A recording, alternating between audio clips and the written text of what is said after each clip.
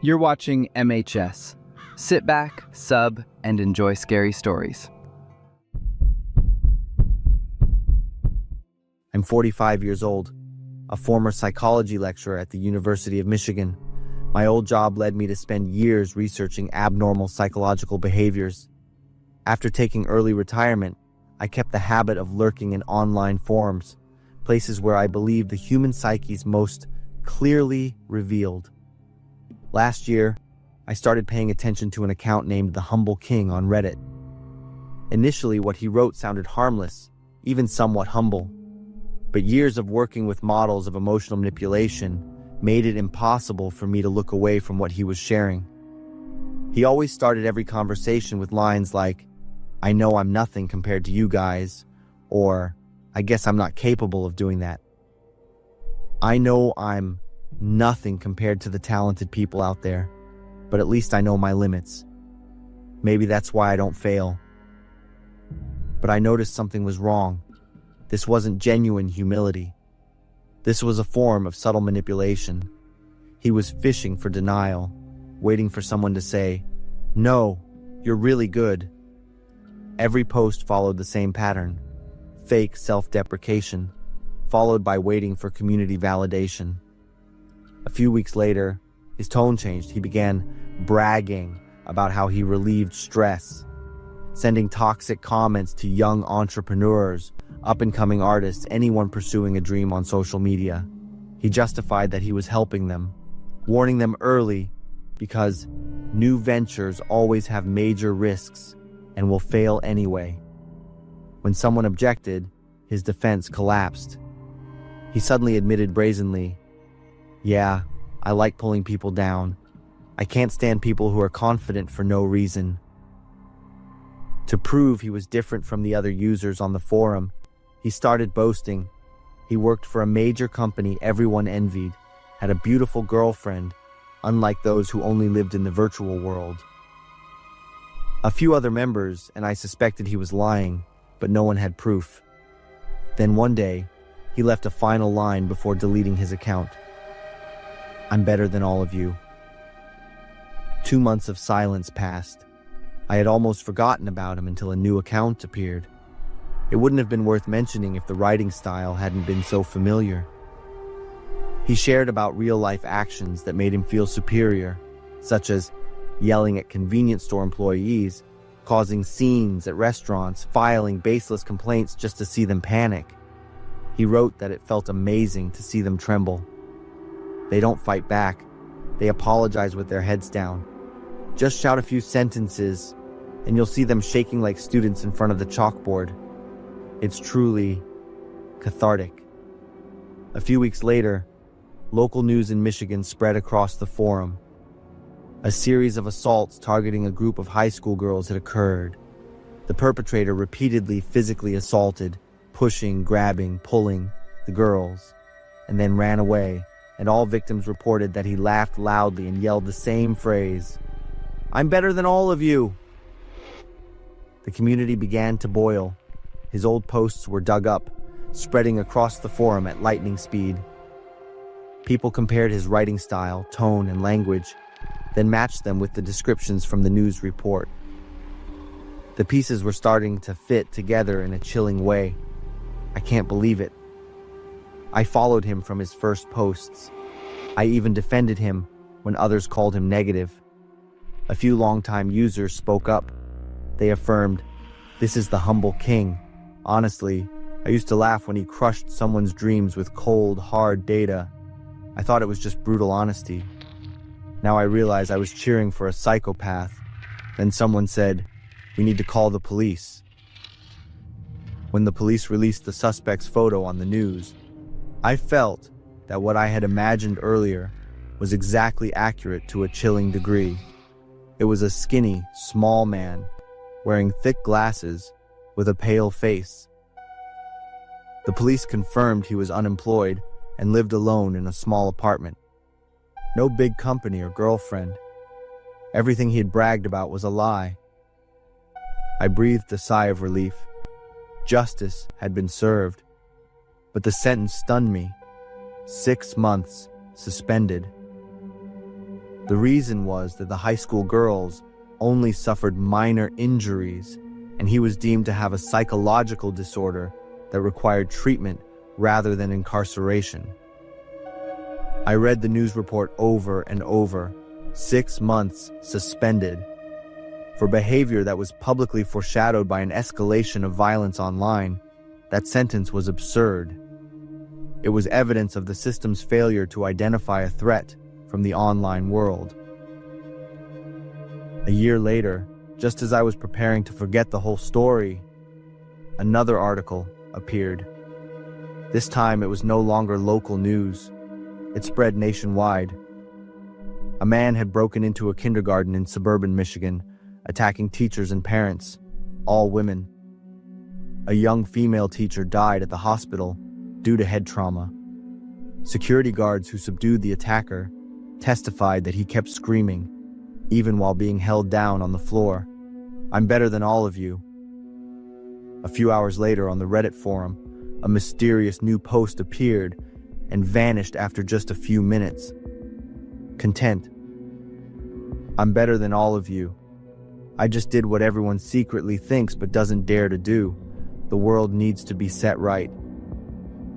I looked at the suspect's photo on the screen and immediately recognized him, the humble king. That skinny face, those eyes behind thick glasses, staring straight into the camera lens with defiance. After reflecting on all his actions, I can confirm he wasn't an online troll looking for attention. He was a narcissistic personality escalating his violence, from toxic comments to assault, and finally, murder. He didn't want recognition. He wanted fear. He wanted to prove he was superior to everyone. I turned off my computer and sat in silence. The thing that haunts me most isn't what he did, but the fact that, even though I saw the clear signs, I still couldn't prevent the tragedy from happening. I once called it emotional manipulation, suspected the bragging, and recognized the growing hatred. I read those words with the eye of a researcher, someone who had taught about abnormal behavior, and I was still just a person sitting in front of a screen, observing, analyzing, and then remaining silent. I was right about him, but it meant nothing without action. Now, every time I browse the forums, I no longer read casually. I look closer at every post. I ask myself, how many more, like the humble king, are still lurking in the crowd? How many warnings are missed? How many people are still watching without intervening? I am Sarah, 29 years old, and living in Seattle, Washington. People often joke that this city is built on rain and coffee. For me, coffee is a lingering obsession. 3 years ago, a terrifying experience forever stole my dream of opening a coffee shop.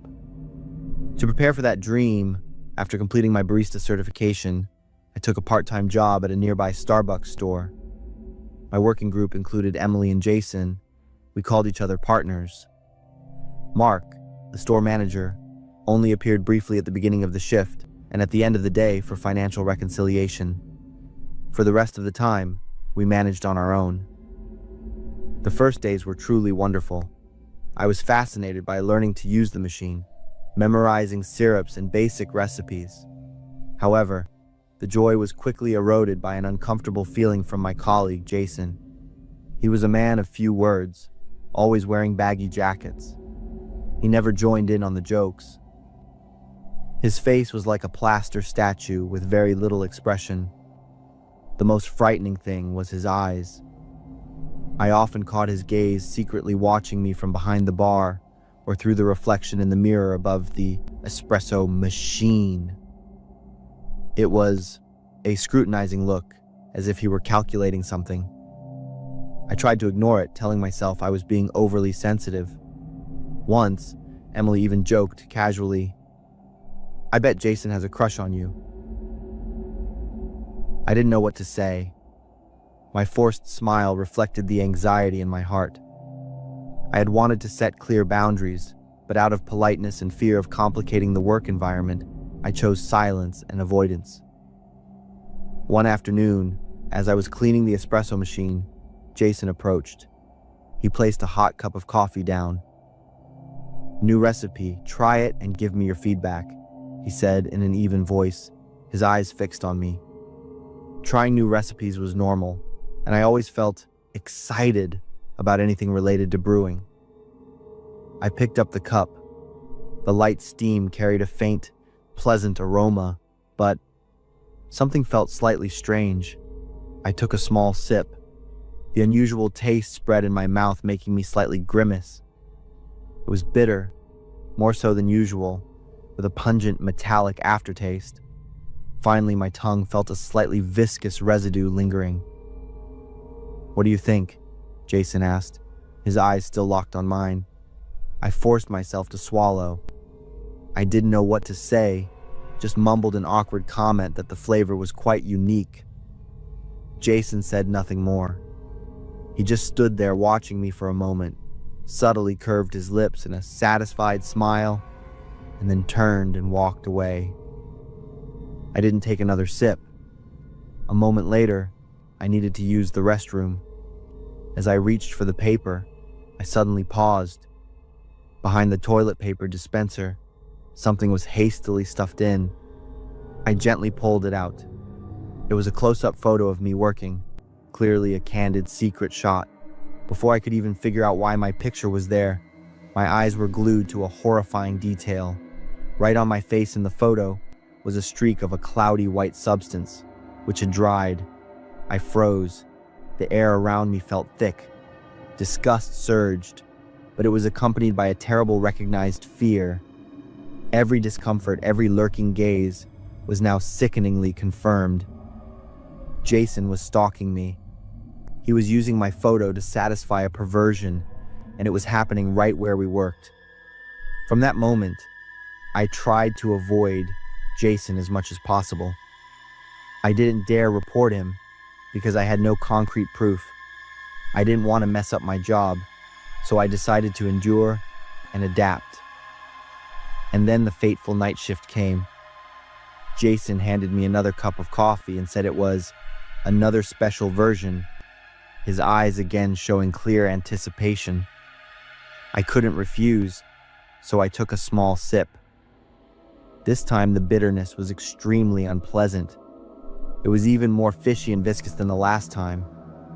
I managed to swallow it down, grimacing, and reluctantly gave my feedback. Jason grinned widely, his eyes showing pleasure as if he were savoring something. I looked at Jason in confusion, then unintentionally glanced down. I was horrified to realize that his zipper was not completely pulled up. In that moment, time seemed to stop. All the disgusting pieces, the lurking eyes, the soiled photo, the viscous, fishy taste in the coffee, snapped together into an undeniable truth. I was certain Jason had put his bodily fluid into the coffee cup. Not just once, but twice. Disgust and horror overwhelmed me. I stood there, unable to scream, unable to move. Just as I was paralyzed by the extreme shock, the coffee shop door suddenly opened. Emily appeared. She had forgotten her wallet and came back to retrieve it. Without thinking for another second, I immediately rushed over, grabbed Emily's arm, and dragged her straight out of the shop. I sobbed hysterically, trying to recount the entire incident. Everything happened quickly after that. Manager Mark was reported to immediately, and the police were called right away. Jason was arrested that very night. He still maintained a cold, indifferent demeanor. I remained submerged in a shock I couldn't escape. Jason was prosecuted for perverted conduct and endangerment. Despite it being his first offense, he received a 6-month jail sentence. I felt the sentence was far too short, but what haunts me most is that he will be released again. I quit my job immediately afterward. To this day, I'm still psychologically damaged by what happened. I cannot take a sip of Americano. The bitter smell of coffee always brings back the disgusting, viscous, and fishy feeling on my tongue. And my dream of opening a coffee shop, it vanished forever since that night.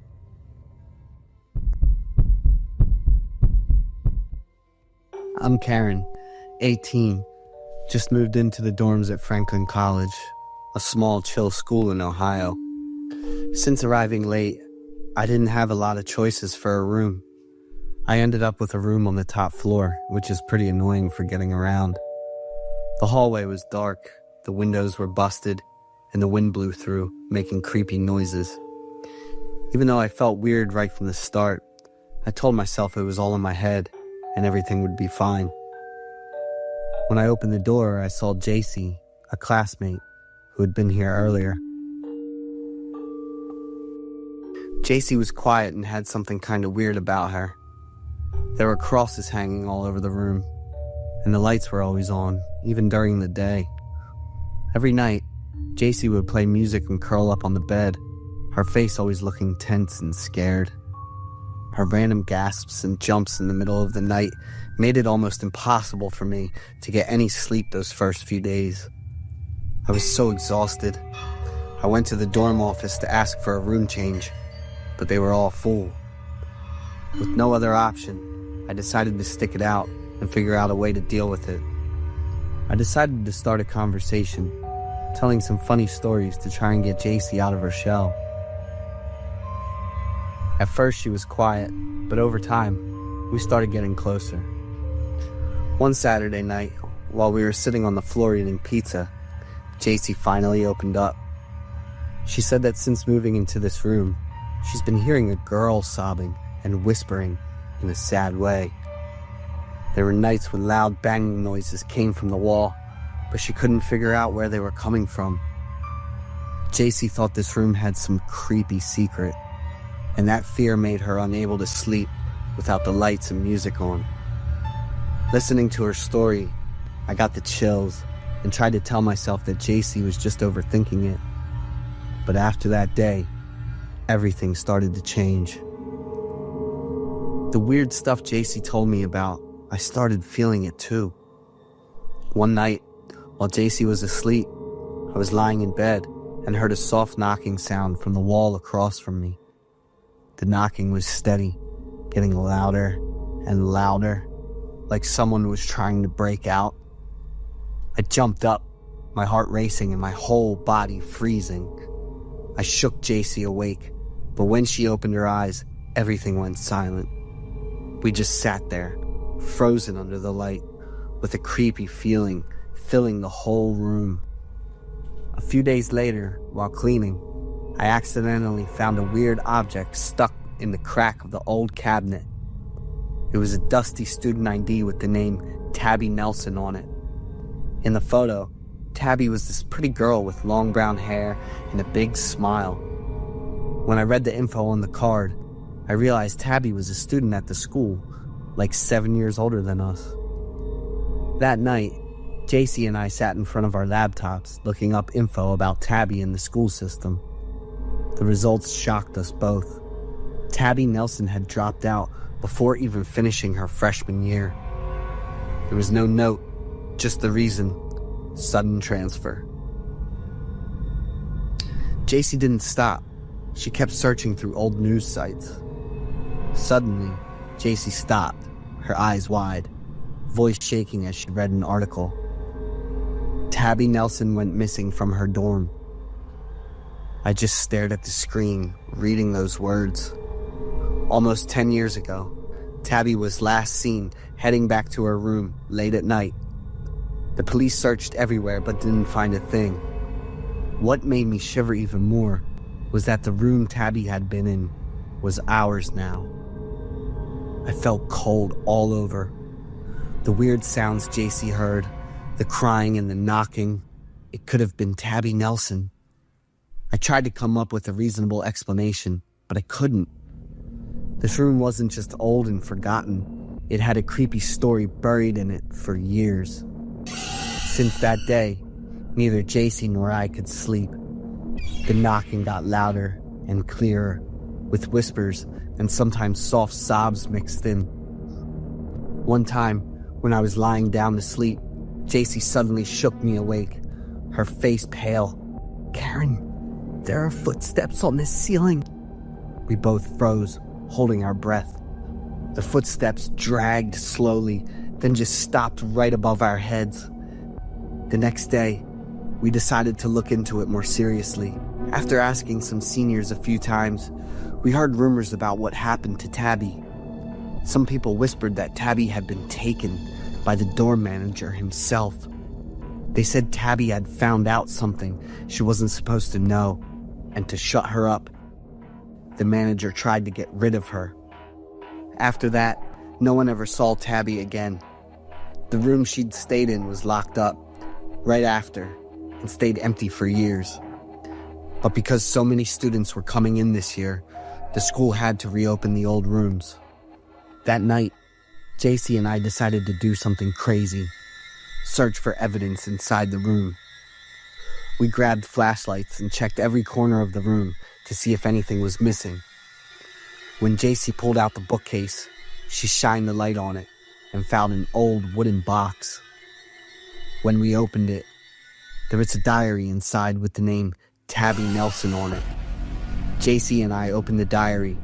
Tabby's shaky handwriting told a terrifying story. He was always watching me, the dorm manager. He threatened me when I found out he was using girls for some terrible stuff. I didn't dare tell anyone. He said if I said anything, I'd disappear forever. If anyone finds this book, please tell the truth. I don't want to be forgotten. I put the book down, my hands shaking. JC hugged me and started crying.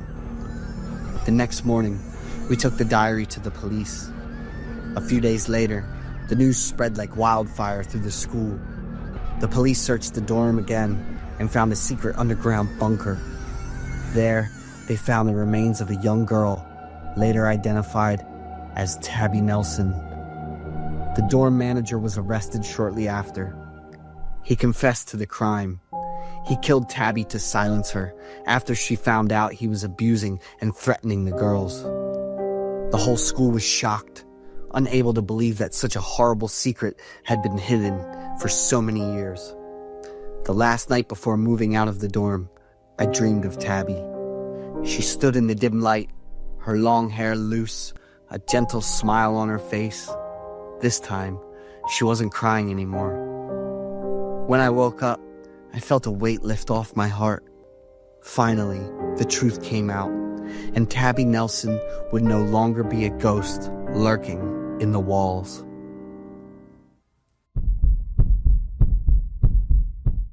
I'm Otis, and I've worked the night shift at Walmart for 3 years. I still remember that one work evening. It was drizzling, and the air was chilly. Otis, you'll handle the electronics aisle in aisle C today, okay? Susan, the night shift manager, said as I walked in. Yeah, no problem, I replied, even though I honestly hated that area. Aisle C was in the furthest corner of the store, usually deserted at night, and the security cameras didn't cover all the angles. That night, Kyle, the security guard, had called in sick with a sudden high fever. By around 1 a.m., the store was almost silent.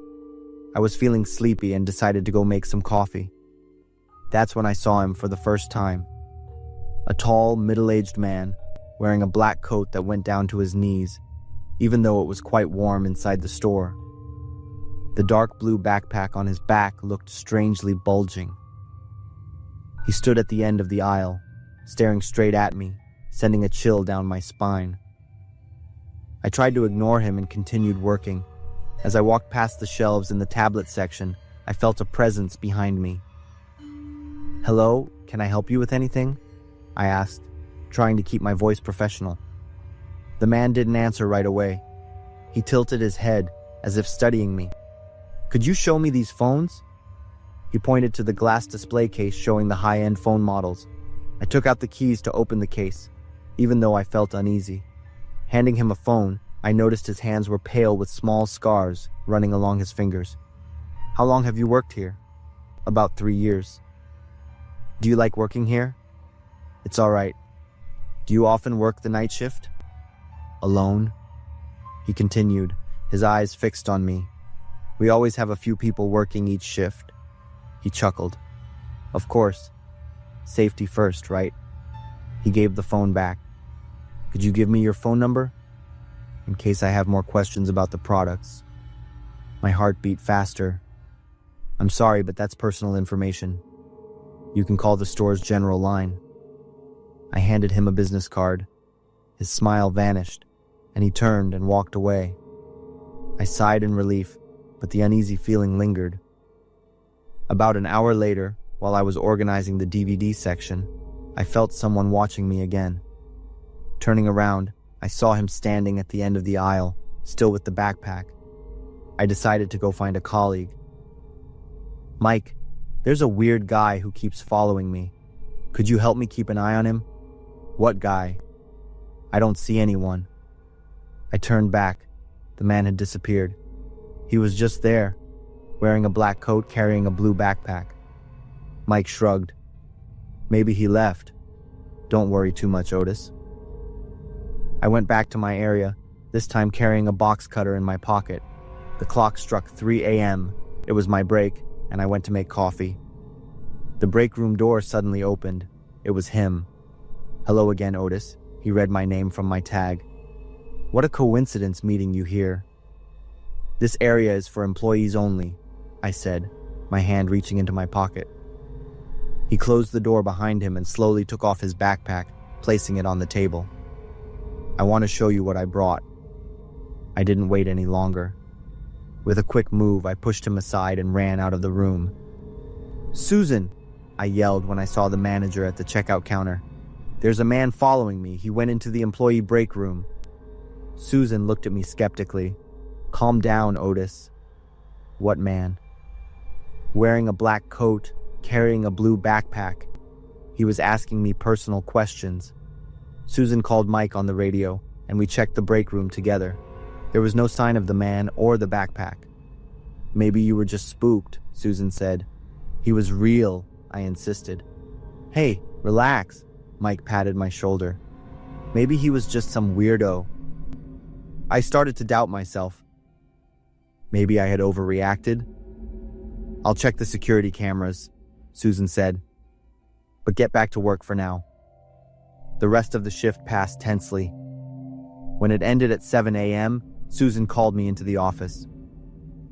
"I checked the cameras, and there's no man wearing a black coat in any of your footage during your shift." "That's impossible," I protested. "He was there. I talked to him." Susan sighed. "Maybe you saw someone, and your tired mind filled in the details. Or maybe the cameras didn't catch him.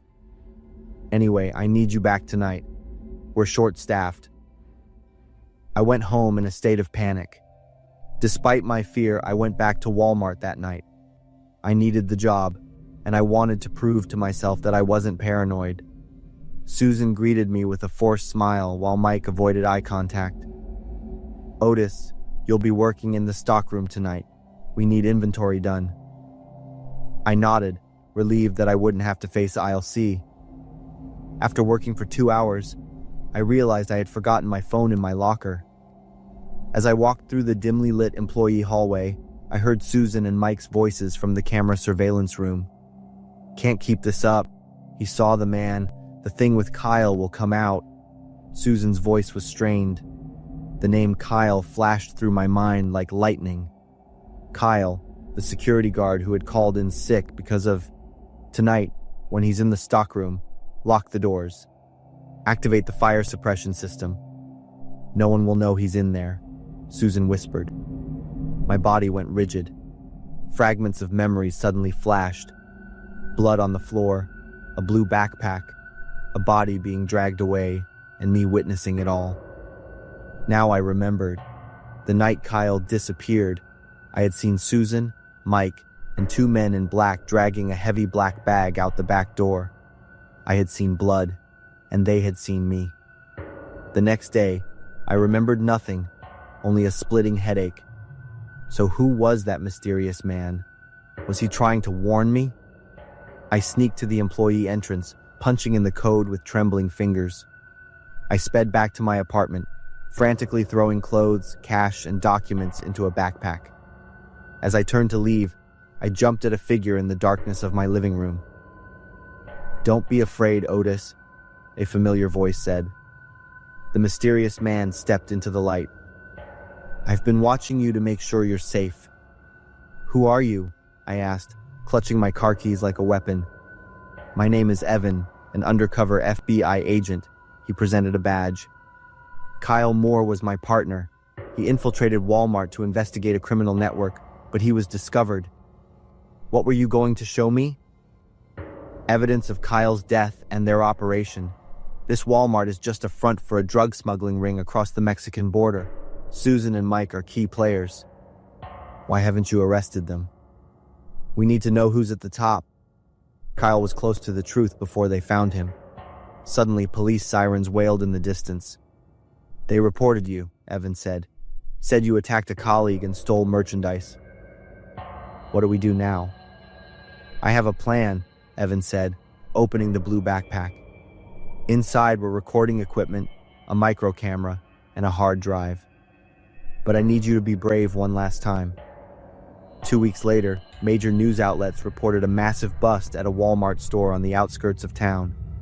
A multi-million-dollar drug smuggling ring had been dismantled, with Susan, Mike, and 17 others arrested, including the regional director of the supermarket chain. At FBI headquarters, I looked down at the Citizen's Bravery Medal I had just received, still not believing what had happened. I had learned that trusting yourself is more important than anything, especially when everyone around you tries to make you doubt yourself. And sometimes the strangest person in the room might be the only one you can trust. I'm Merlin. I live alone in an old apartment complex in the suburbs where winter always brings boredom and bone-chilling cold. I am completely dependent on the bus. I can't drive because of amaxophobia, fear of driving, and mild social anxiety that developed after a horrifying incident in college. I always try to separate myself, withdrawing into my own world, undisturbed. That day, I was huddled in the last double seat of the public bus on my way home, listening to music loudly on my headphones. Then, a middle-aged woman boarded the bus. She was bundled up tightly in a faded navy blue puffy coat and a woolen scarf wrapped around her face. Her face was almost completely obscured, but her deep, dark eyes were constantly searching. She walked straight to the back of the bus and stopped, staring intently at me. A chill ran down my spine. I instinctively reached up and took one earbud out. She was carrying something in a worn baby carrier. At first glance, I thought it was a sleeping child. But then, when the bus braked lightly, she shifted, and I saw it. It wasn't a baby. It was a reborn doll, the kind made to look exactly like a real infant. The silicone skin was pale, and the wispy hair looked fragile. Its eyes were empty and lifeless. As I tried to look away, she uttered a cold whisper. Her voice was raspy. "You should listen to your mother, young man. Take those out." Her words stunned me. Before I could react, she sat down in the empty seat next to me, her shoulder bumping hard against mine. She leaned her head close to me and began to mumble, whispering disjointed phrases about sacrifice, the one who must pay, and the driver who didn't stop. I couldn't catch everything, but those words clearly didn't sound normal. I sat motionless, clutching my backpack, paralyzed by fear and guilt. I pulled the cord and decided to get off the bus 2 blocks before my apartment, right in a deserted industrial area. The moment my feet left the bus steps, I ran headlong into a nearby dark alley, holding my breath, waiting for the bus carrying the terrifying woman to disappear completely. I sighed with relief, assuring myself that I had escaped that mobile nightmare. But the moment I reached my ground floor apartment, as soon as I stepped inside, I froze. The woman holding the doll was standing right at my living room window. I distinctly remembered closing the blinds tightly before I left. I didn't have time to think. Fear completely overwhelmed my reason. I ran into the house, locked all the deadbolts, and used a heavy wooden chair to barricade the doorknob. I burrowed under the covers and eventually fell asleep in a state of extreme terror. The next morning, I left my apartment in a state of high anxiety. I glanced around the yard, the parking lot, the windows. There was no sign of her. In the daylight, the fear subsided into doubt. I began to wonder if I had really seen her, or if strained nerves had played tricks on my mind. I tried to reassure myself. The story was over. She was just an eccentric woman on the bus, and my imagination did the rest. However, the moment the bus stopped for me that afternoon, all my reassurances shattered. The woman was standing menacingly at the bus stop, the exact stop where I had gotten off the night before. She didn't approach, she just stood and watched, but that action said everything. She was waiting for me. I no longer dared to walk leisurely. I hurried straight back to my apartment, only wishing to lock myself within 4 safe walls again. As soon as I slammed the door shut, I leaned against it, panting.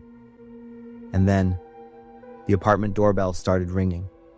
A long, continuous chime, relentlessly.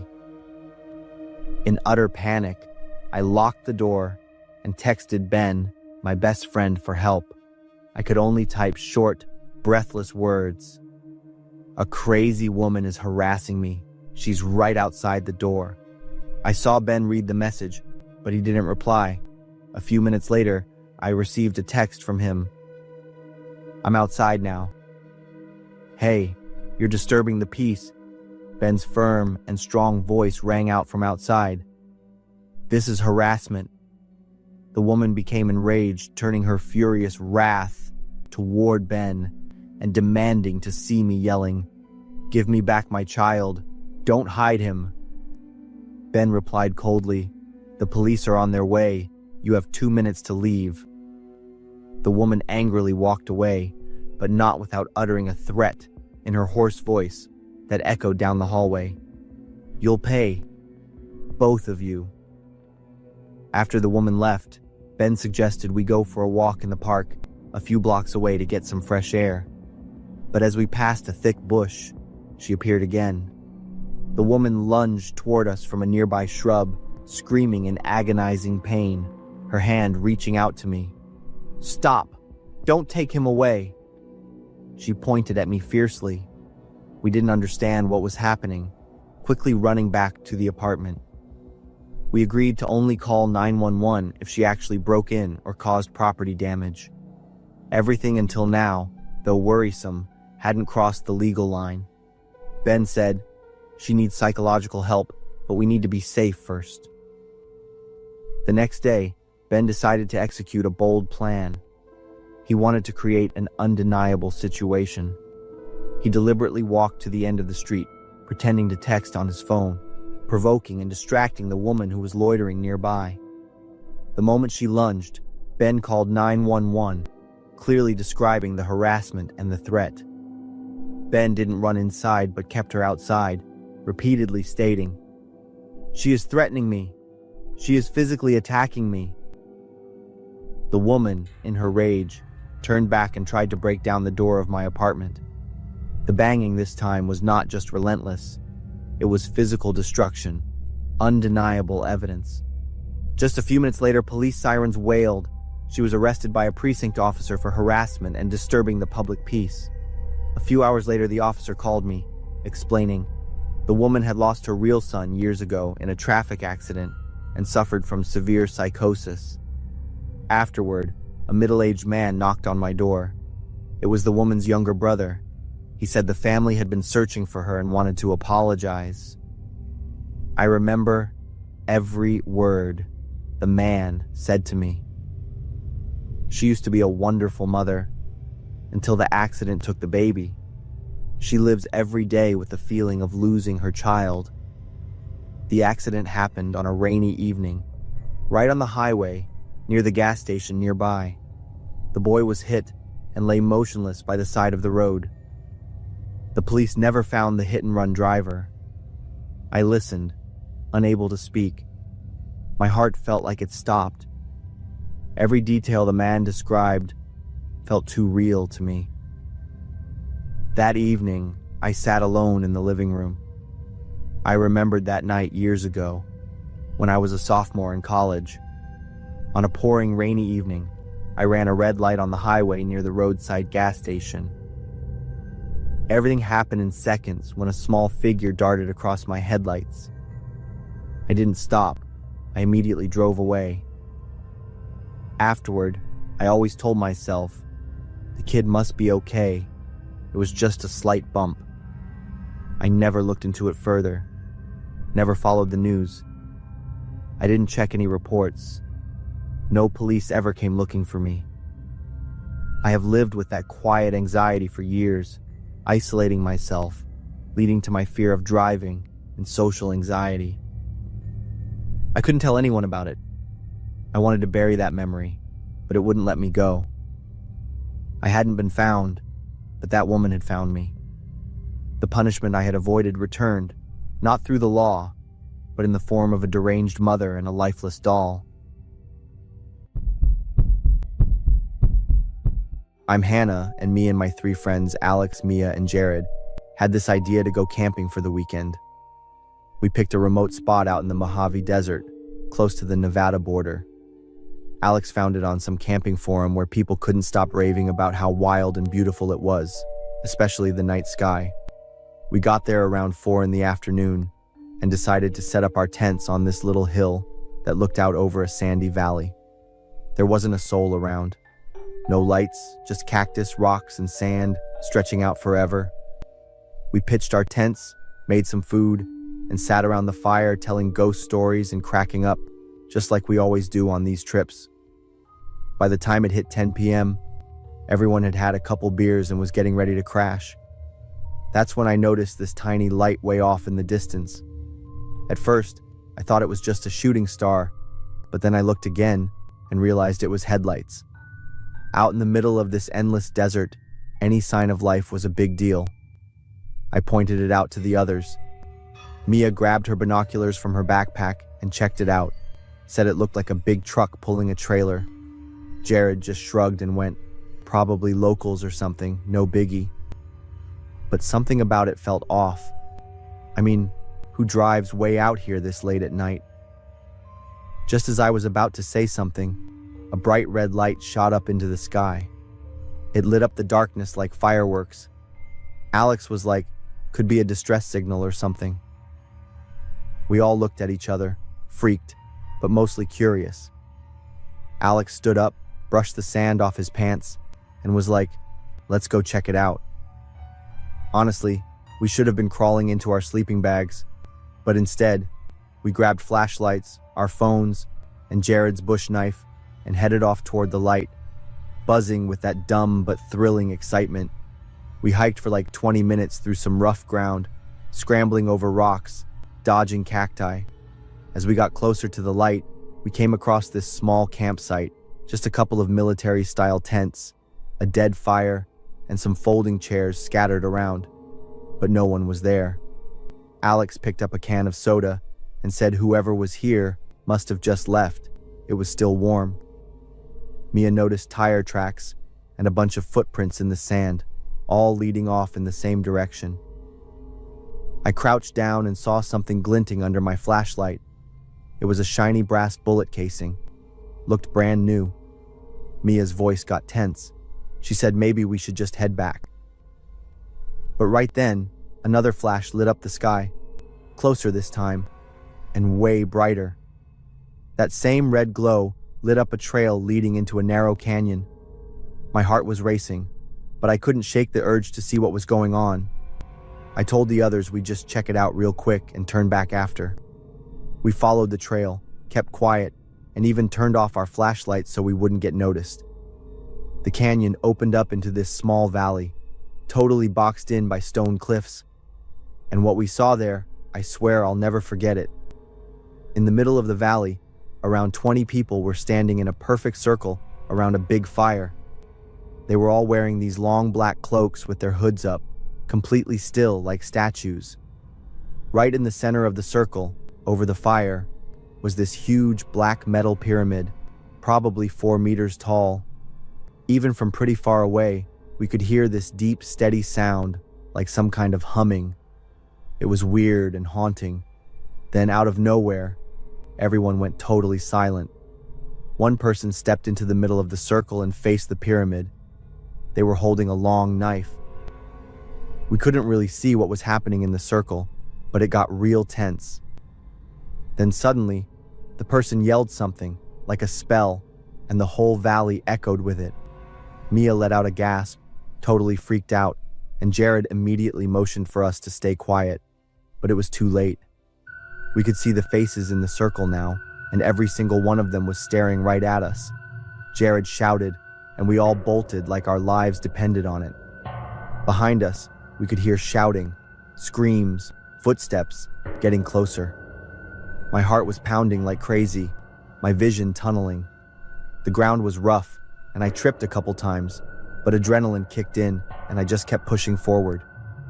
As we passed the abandoned campsite, a bunch of red flares suddenly shot up from the hills around us. The whole desert lit up in this eerie red glow.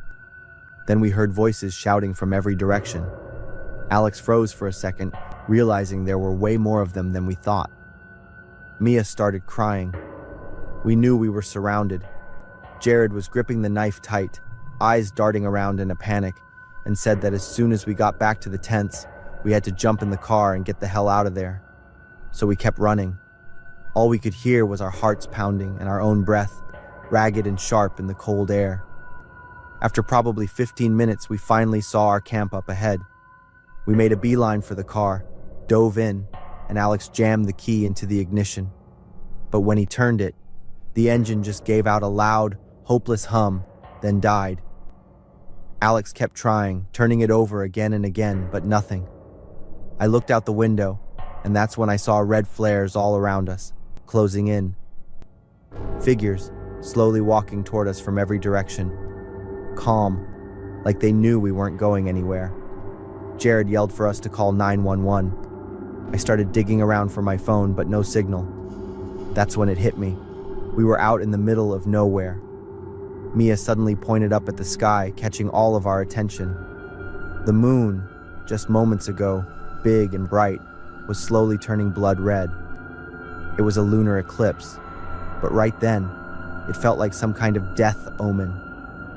Jared yelled that we needed to make a run for the main road, but just as we threw open the door and stepped out, a voice rang out behind us. I turned around, and there he was, the guy with the ceremonial knife. He was only a few steps away. The fire from the pyramid lit up his face.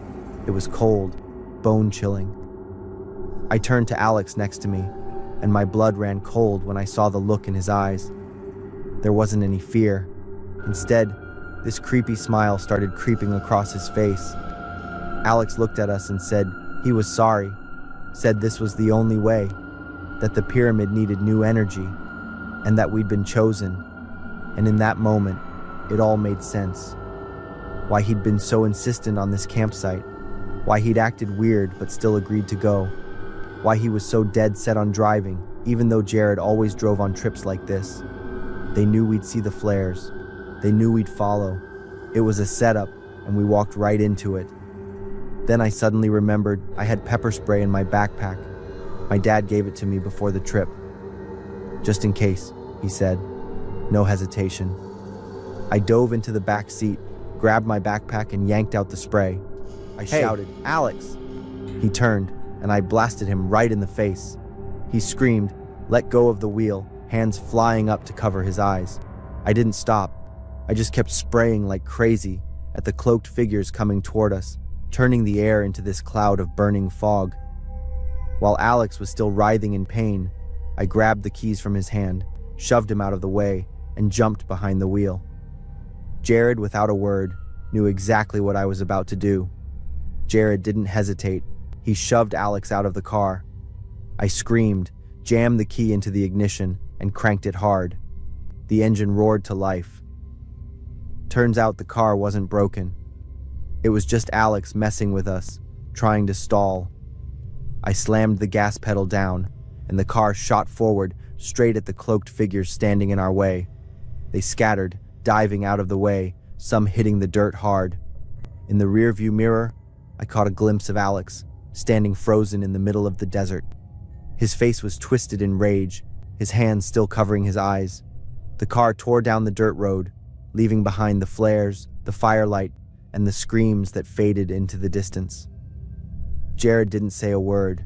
He was just breathing hard, eyes locked on the road ahead. I didn't say anything either, just kept both hands on the wheel, trying to keep us steady over the bumps and turns. Mia was curled up in the back, still in shock, sobbing without a sound. We finally hit the main road, but I didn't slow down. I just kept driving, straight through the night, until the lights of the first town came into view.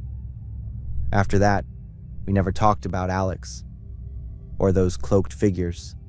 It was like we'd all silently agreed that they didn't make it out of that desert.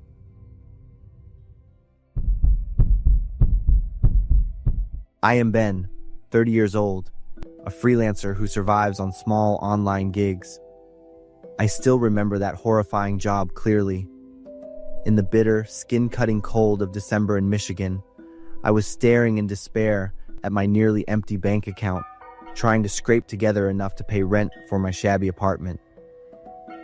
Craigslist became my last refuge, a maze of false hopes and ridiculous odd jobs.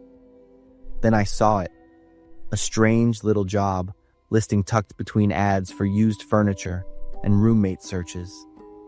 The title was vague, but the pay was incredibly tempting. It was a part-time job offer from a man who called himself Victor. The task sounded harmless, even absurd.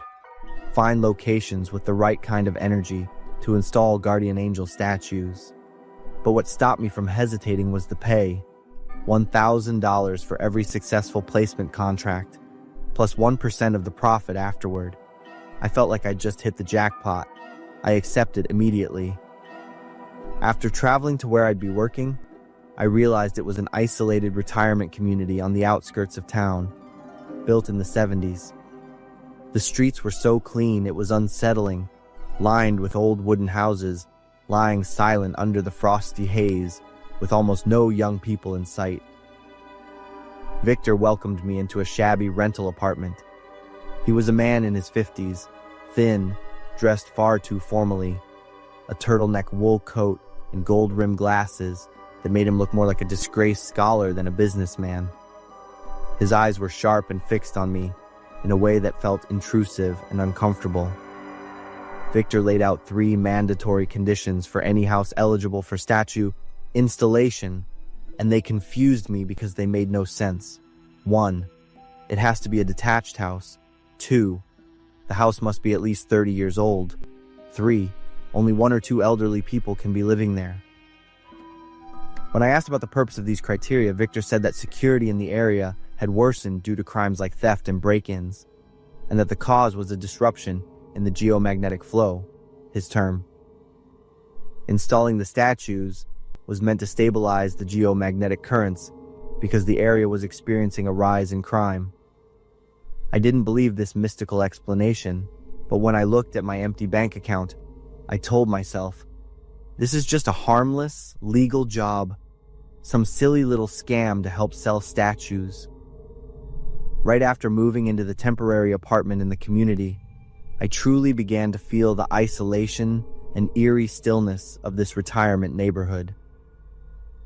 The air was heavy, and it felt like I was surrounded only by old people and old houses. That stillness quickly turned into unease. Late at night, while I was resting, I heard a strange sound. It sounded human, but not clearly. I've never believed in ghosts. I've always thought dealing with people was far scarier. I recorded the sound. After replaying and analyzing it, I could clearly hear a man's voice repeating the words, "Stop, stop." I quietly opened my door and saw a shadow dart away into the darkness. I tried to reassure myself that it was just some mischievous teenagers. I quickly found success in the job. In less than a week, I had signed 8 contracts and earned $8,000. Victor continued sending me requests, now with a new condition. After each installation, I had to provide full information about the residents, names, ages, health conditions if known, and daily habits, e.g., early sleeper, frequently away. When I asked why, He simply said it was to verify the statue's protective effectiveness, since it relates to personal energy. I felt a bit uneasy, but didn't question it much. After all, these were just elderly folks living alone, nothing to hide. During one of my scouting trips, I stopped by Steven's house. It perfectly matched the installation criteria, and I pitched the offer to him. Stevens immediately reacted harshly, even shouting directly in my face, "Stop! Get out of this town!" His tone when he said "stop" was identical to the voice I had recorded. I realized Stevens was the one who had been following me. His attitude and tone clearly showed displeasure with my work. Perhaps he suspected I was some kind of con artist. I left thinking everything was still fine. Sometimes you just meet difficult clients. I couldn't get Stevens, but there were plenty of other houses to approach. Then things started to go wrong. The first news I saw was a burglary in the neighborhood. An elderly woman's home had been torn apart by an intruder while she slept. A few days later, another one, then a third. All of them were in areas I had recently visited. At first, I thought it was a coincidence, but then one case made me freeze. That house was one of the locations where I had installed a statue just days earlier. I opened the map, marked all the places I had visited, and was horrified to realize that most of the recent burglaries overlapped with locations of the guardian angel statues. Curiosity turned into panic. I began connecting everything: the installation conditions, old houses, usually with loose windows or easy entry, elderly residents with little ability to resist, and especially the habit tracking information. The purpose wasn't to stabilize energy. It was to determine exact targets and the safest times to strike. I was horrified when I realized Victor's true plan. The guardian angel statues were simply markers for houses to be robbed next. I had become the scout helping them execute their cruel scheme. While I was still reeling from this revelation, I suddenly received a $3,000 bank transfer with the note "Profit Share." That money, though large, became a crushing weight on my conscience. It was no longer legitimate pay. It was dirty money, a percentage of profit earned from the fear of frail, elderly people. I stared at my phone screen, feeling no different from an accomplice, even if unintentionally. I immediately froze my bank account, determined not to touch that money. The guilt pushed me to take action. I returned to one of the houses to photograph a guardian angel statue that had been damaged during a recent burglary, hoping to gather evidence. As I carefully stepped across the cluttered yard, a horrifying sight stopped me cold. The statue's eyes were wet and black, not from dirt or mold, but from a dark, viscous liquid streaming down from its stone eye sockets, as if the statue were truly crying. A chill raced down my spine.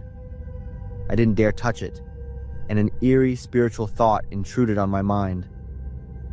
The guardian angel cannot bear the crimes it has been forced to witness. I suspected this wasn't merely a physical substance. It was a supernatural omen of the crimes I had helped enable. I decided to cooperate with the police, handing over all documentation about Victor, including notes and maps of installation sites.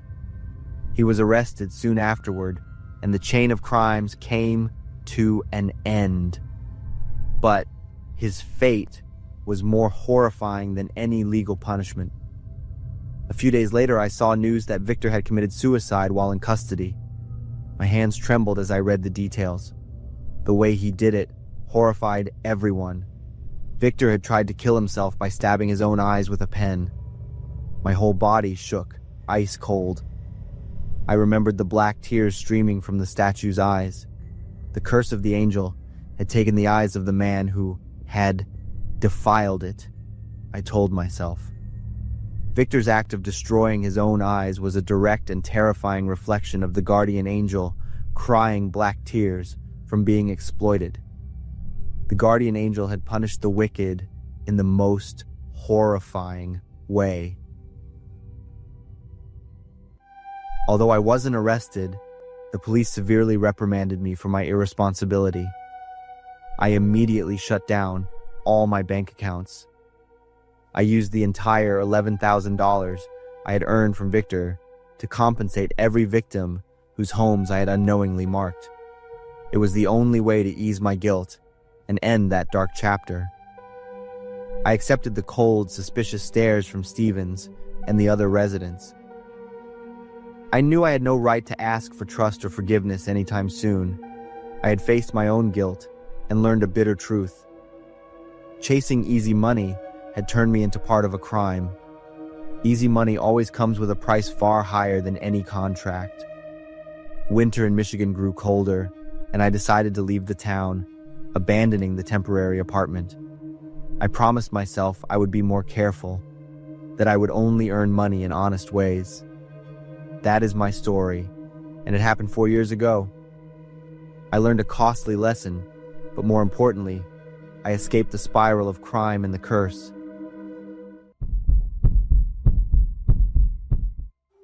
I never thought my chill life would one day take such a terrifying turn. It was this gloomy fall day. My parents were out at some conference, and I was home alone, way out near the woods. That evening, I swung by the closest gas station after hanging out at my best friend's place. The dim neon lights made the place feel creepy. There was a guy standing by the gas station while I was filling up my car, his face hidden under a low baseball cap. He had on a bulky, dull brown coat, and I could feel his eyes on me the whole time. As I snapped the gas cap shut, the guy walked up and asked how to get to the interstate. His voice was low, not really threatening, but definitely not friendly either. I gave him directions, being polite but quick about it. As I turned to head out, a chill ran down my spine. Driving home, I noticed a car behind me, its headlights way closer than usual. At first, I figured it was just another car going the same way, but every time I sped up or slowed down, it kept the same exact distance. When I turned onto the dirt road toward home, the car suddenly stopped and its headlights went out. I glanced in the rearview mirror, but all I could see was darkness swallowing everything up. I tried telling myself I was just being paranoid, but the feeling wouldn't go away. That night, in the quiet house, I heard this soft voice, like a whisper on the breeze, calling my name from outside the window. When I looked out, there was nothing but darkness and the trees swaying in the wind. The next day, it got even worse. When I went out to grab something from the car, I could feel a figure hanging back behind the garage wall. I called the police, and when they showed up, they went around with their flashlights, checking the woods and the backyard, but they didn't find anything. One of them told me to stay calm and keep my phone on me, but the look in his eyes said he thought I was making it all up. I knew what I heard was real. Another night, after getting back from work, I heard footsteps crunching on dry leaves and this slow, heavy breathing. I didn't look back. I just bolted straight for the door. But once again, he was gone, like he was never there to begin with. I called my parents, and they told me to go crash at a friend's place until they got back. But stepping out right now felt like asking for trouble. I decided to stay home for the night and pack up so I could head to a friend's house first thing in the morning. As I got out of the car and went into the house, the fear from the past few days hit me all over again. Out of nowhere, someone rushed at me from behind. All I could make out were these cold eyes behind a mask. He yanked my arm hard, and I could feel his hot breath on my neck. Then I felt a sharp pain in my back, like something had stabbed me. In a total panic, I swung my bag as hard as I could and smashed it into his face. It threw him off just long enough for me to jump into the car and lock the doors. I slammed on the gas, my heart racing, so fast I thought it might explode. When I got to my friend's place, I called the police, and they showed up about 10 minutes later at both spots, my house and my friend's. They checked everything around both places, but didn't find a single trace of the guy. It was like he'd vanished into thin air, like he was never even there. For the next few days, I was on edge about everything. Every tiny noise made me jump. What kept me up at night, what wouldn't let me relax, was the one question I couldn't answer. Who was he, and why did he come after me? The fear and the constant feeling of being watched were like a heavy weight I couldn't shake in the days that followed. The police still didn't find a single trace of the guy, and all they could say was that maybe I imagined it all because of stress. But I knew what happened was real. I kept hoping my parents would get back soon so I could stop living like this. But then they texted saying something came up at work, and they couldn't come home as planned. I didn't have any other options, so I decided to go back home. That night, while I was in the kitchen, I heard footsteps coming from the attic. I grabbed a kitchen knife and slowly made my way up the stairs. Using my phone flashlight, I swept the attic with the beam. At first, everything looked normal until I saw a dirty mattress, empty food containers, and photos of me taken without me knowing. There were pictures of me at the gas station, on the drive home, and even in my bedroom. I turned around, and there he was. Before I could even react, he came charging at me. In a total panic, I swung the knife. He went down, breathing weakly, then just stopped. I bolted out of the house, called the police, and stood there crying, shaking, and scared out of my mind, with blood all over my hands. When the police got there, they found out he was a wanted criminal who'd been on the run for the past 3 months and had probably been hiding out in my house the whole time. It hit me. He'd been watching me this entire time. It was horrifying, and I completely broke down, sobbing. But what sent chills down my spine even more was when the police checked his phone. They found a video of him talking to my parents. In the video, my parents were standing there with him at the gas station, having a full-on conversation. At first, it looked like they were just talking to some random guy, but then my dad handed him a wad of cash and a map, and then my mom's voice came through, cold and sharp. "Here's the key. Get it done quickly and cleanly." I couldn't believe what I was hearing. How could they do this? I started shaking, feeling like my whole world just fell apart. The police took all the evidence right away, but they wouldn't say anything about it yet. I begged them to dig deeper. A few days later, they uncovered something absolutely horrifying. My parents were drowning in debt. The guy they hired wasn't just some random criminal. He was a pro, a hitman who'd done cleanup jobs for cash. I wasn't just a random target. He came after me because I was their daughter. It felt like my parents saw me as nothing but a burden, and the life insurance money from me was their way out of debt. That truth cut deeper than anything. The people I trusted and loved the most had turned me into prey. The police started digging deeper into the case, but my parents were gone, just disappeared without a trace. I was left alone with an empty house and the kind of nightmare that sticks with me forever. When it all came out, it shattered me. It felt like every piece of my broken heart was slicing into my soul, leaving a pain I couldn't shake. I used to believe that no matter what, even if the whole world turned its back on me, my parents would always be my safe place. But they were the ones who threw me into hell. I kept asking myself, how could the people who gave me life be so heartless? I packed up whatever I could and walked away from that house, from my past. But the fear didn't go anywhere. Even in the middle of a crowded street in a city where nobody knows me, I still feel it. That invisible gaze, like someone is watching me, making every breath catch in my throat. Every night, I push a chair against the door and keep a knife under my pillow. I don't sleep to rest. I sleep to survive, stuck in a nightmare that never lets go.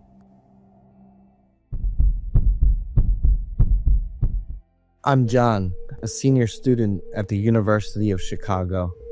I'm not the type of person who gets emotional easily. A life with little attention from a young age shaped me into a tough, independent person. But when the unexpected struck, it shattered everything I thought I knew about my own strength. No one could understand my pain when I found out that my grandmother, the only person I had in this world, had been murdered. My world, for more than 20 years, had only been my grandmother ever since my early childhood. I had no idea who my father was. Many times I asked for information about him, but my grandmother would only look at me and shake her head. My mother, after leaving me with my grandmother, had no further involvement in my life. She was the one who raised me, taught me how to view life, understand love, cultivate patience, and even learn the lessons of forgiveness. Every morning I would sit with her sipping coffee, listening to her stories about the past, the hardships she endured, and the tales of her first love. Especially about my mother. I understood that my grandmother always wanted me to be closer to her. After all, she was the one who gave birth to me. I also tried to create the bond that should have existed between a mother and her son. But the more I tried, the more my mother pushed me away. Anyway, even without my mother, I was doing just fine. Until one day. At that time, I moved into the dormitory due to the heavy class schedule in my senior year of college. Every day I would still call my grandmother, and those conversations became an essential part of my life. Her voice was always warm and full of love, as if the distance between us had never existed. She was the only person I could share everything with, from difficult exams to worries about the future. One evening, before going to bed, as usual, when I called, Grandma proudly mentioned that she would be visiting my mom's house the next day to play with Gypsy, my 15-year-old younger sister.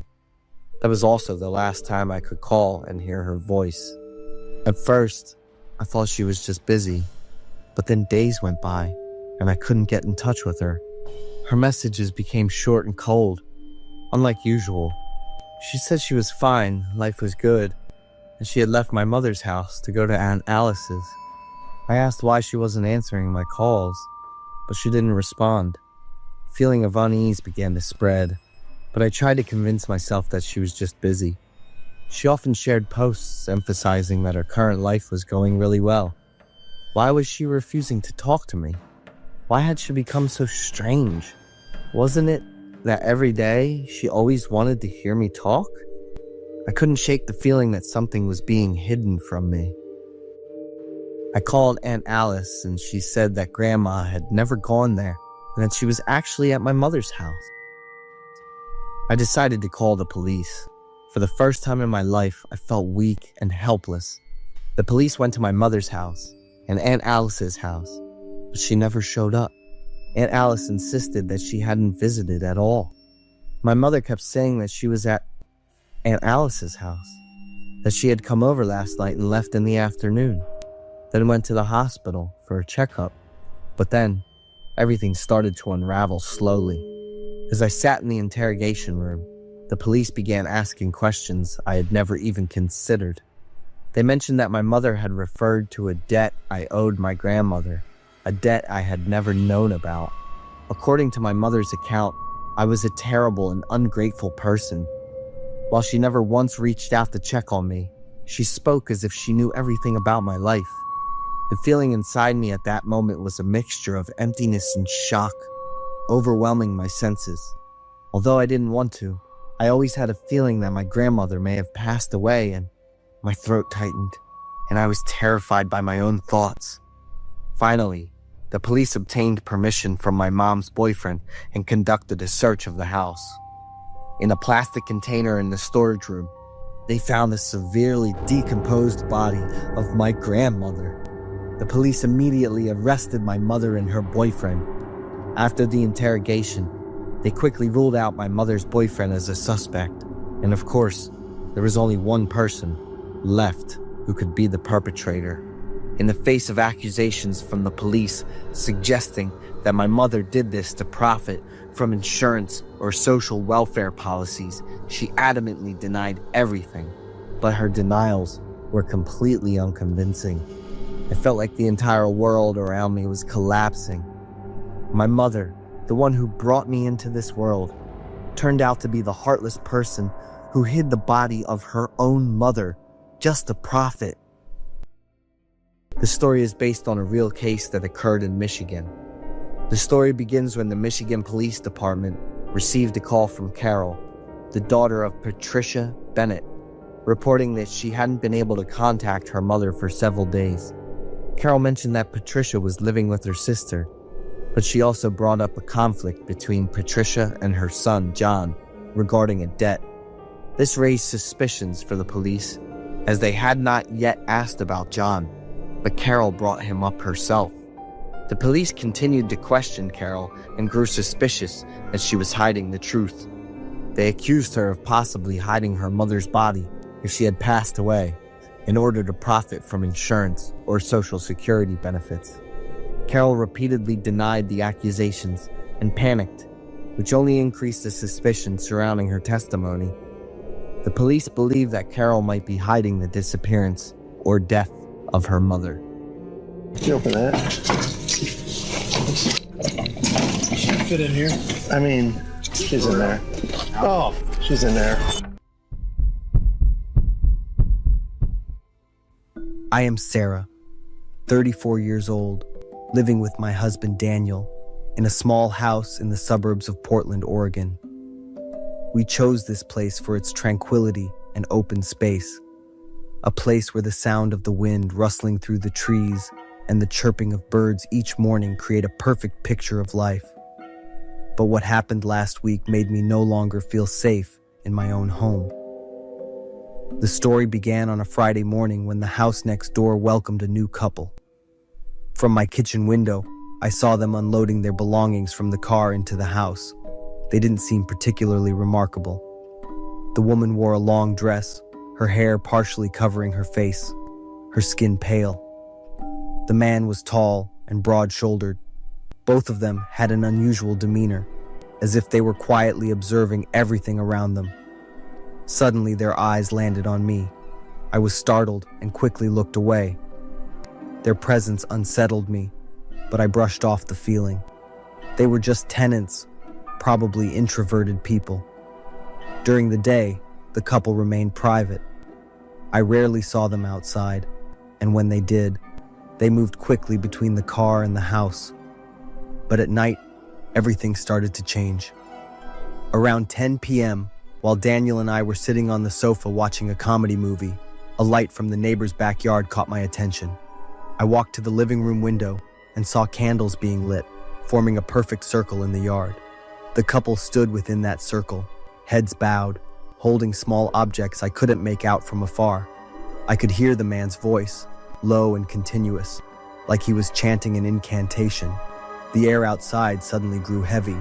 A chill ran down my spine, and I didn't know what to do. Daniel reassured me, saying they might be performing some kind of spiritual ritual. I had my suspicions about the couple and their ritual, but Daniel advised me not to dwell on it. They're not bothering anyone, so we should respect their privacy. I listened to my husband, returned to the sofa, but I could no longer focus on the movie. The next morning, after the second night, I woke up feeling strangely uneasy. The air in the house felt suffocating. Daniel was still fast asleep, but I couldn't stay in bed any longer. An inexplicable urge pushed me to step outside into the backyard. The early morning air sent a chill over my skin. The dim sunlight reflected off the dewy grass. My feet moved instinctively, scanning the yard. Then, near the fence, something shiny caught the sunlight. It was a silver necklace with an upside-down black pentagram pendant, engraved with strange symbols like ancient runes. I had never seen anything like it before. The moment I picked it up, an unnatural coldness crept up my spine.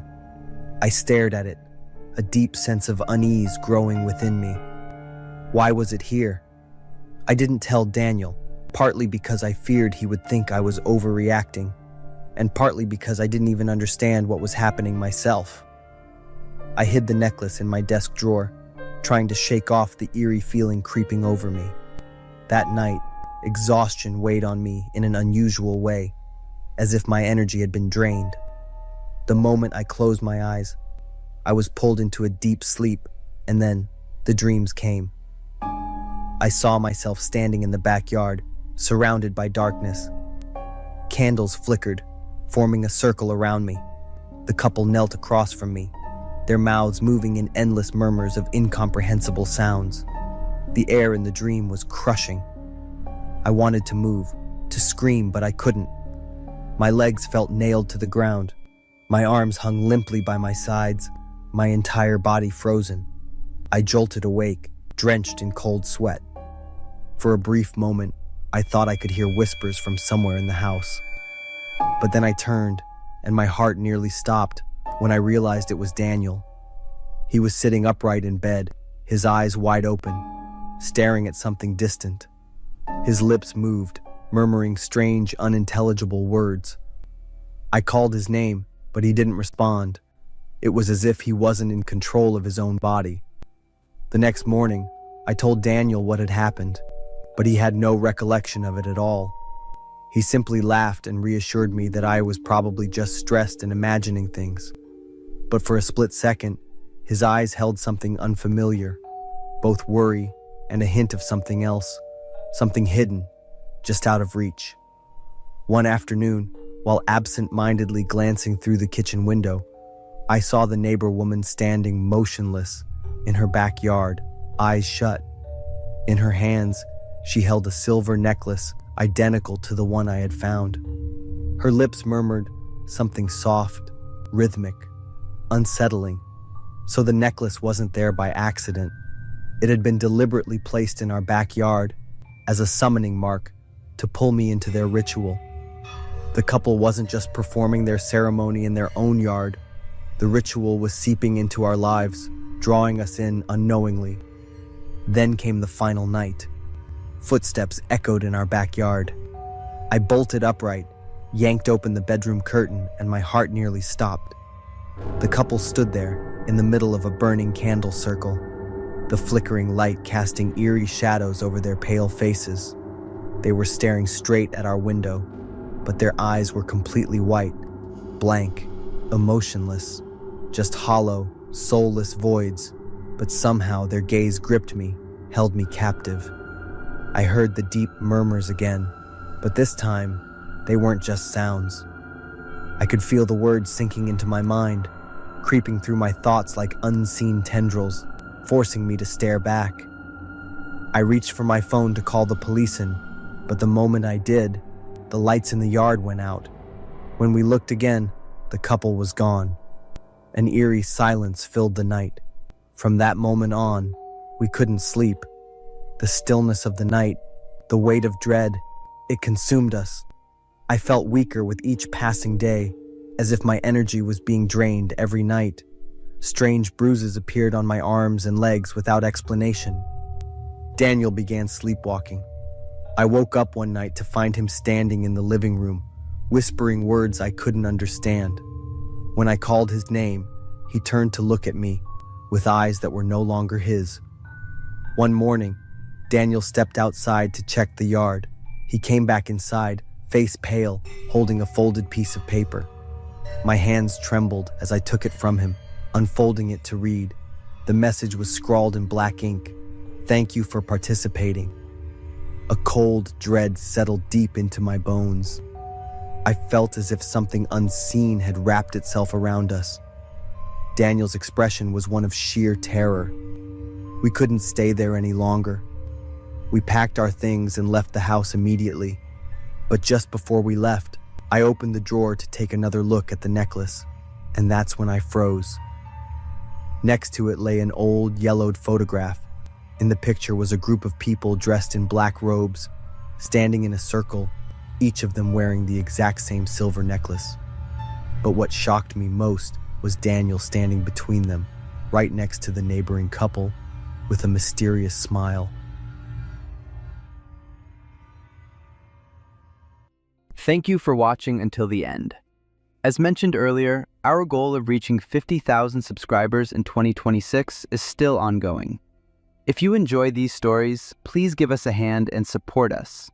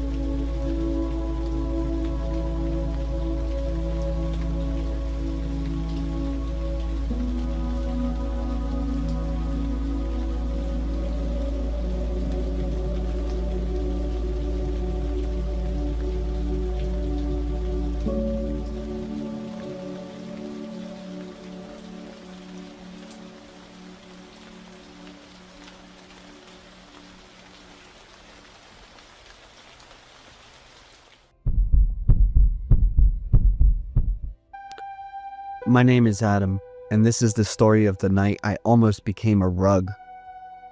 That year, I had just ended a 4-year relationship. There were no explosive fights or dramatic betrayals. We just gradually realized we were staying together more out of habit than love. The emptiness after a long-term breakup wasn't sharp, but it was persistent and uncomfortable. A hollow space I didn't know how to fill. So I downloaded Tinder. I wasn't looking for a new relationship, and I certainly wasn't thinking about anything long-term. I just wanted to talk to someone and go on a few dates to get my mind off things. Clara was the first person to message me. She was 36, 7 years older than me. Her first message caught my attention, and I still remember it word for word. "What are you really looking for on here? Be honest." Her bluntness surprised me. We texted back and forth for about a week.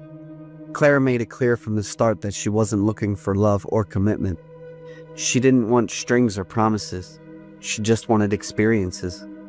I found her both strange and incredibly attractive. I had never met anyone who spoke about those things with such confidence and authority. After a week of chatting, we agreed to meet at a bar. Clara was already there when I arrived. She was wearing a black dress and a leather jacket. She looked stunning. Clara was very natural and direct. She told me about her job and her solo travels.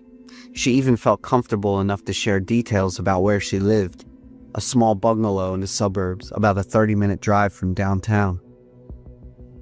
"Let's head back to my place and make the rest of this night something to remember," she said. She was surprisingly forward, and I felt a mix of excitement and nerves. We drove to Clara's bungalow. The decor inside was very unusual, reflecting a very intense personality. The thing that stood out the most to me was a cream-colored rug in the middle of the living room. It didn't look like any rug I had ever seen before. It was thick, with a pebbly texture that looked like animal hide. Clara sat down right next to me. Without a word or even a hint, she moved with quick, decisive actions. Her eyes locked onto mine. She leaned into me, and we both fell onto that cream-colored rug in the center of the room. I hesitated for a second and suggested we go to the bedroom, but Clara shook her head. Her smile stayed fixed on her face, but her eyes were cold. "I'm the one in charge of the fun. We're going to have a good time right here." As soon as she said that, Clara began to slowly stroke the surface of the rug. Then she leaned down, sniffed the material, and kissed it. I froze at her bizarre behavior, but my adrenaline was pumping, so I pushed the thought aside and lay back down. The closer I got to the rug, the stronger that metallic, raw smell became. My stomach started to turn. Clara was still being very aggressive, and I tried to keep up with her, but within seconds, my head started spinning and my stomach cramped violently. Before I could even think, I pushed Clara off me and vomited right onto that cream-colored rug. I emptied everything in my stomach onto the floor. By the time I could sit up and catch my breath, the room had fallen into a dead silence. Clara stood up abruptly. I've never seen a person change so fast. One second she was a calm woman in total control. The next, she looked like a different person entirely. Her face was pale with rage. "This is the only thing in this house that doesn't remind me of him." Clara's voice was trembling. I had no idea who him was. I stammered an apology and tried to explain, but she cut me off with a cold scream. "Get out! Get the hell out of here right now!" I didn't argue. I grabbed my things and walked out of the bungalow. I stood on a suburban street at 2 a.m. and called an Uber. On the way home, I just thought I had survived the worst and most embarrassing date of my life.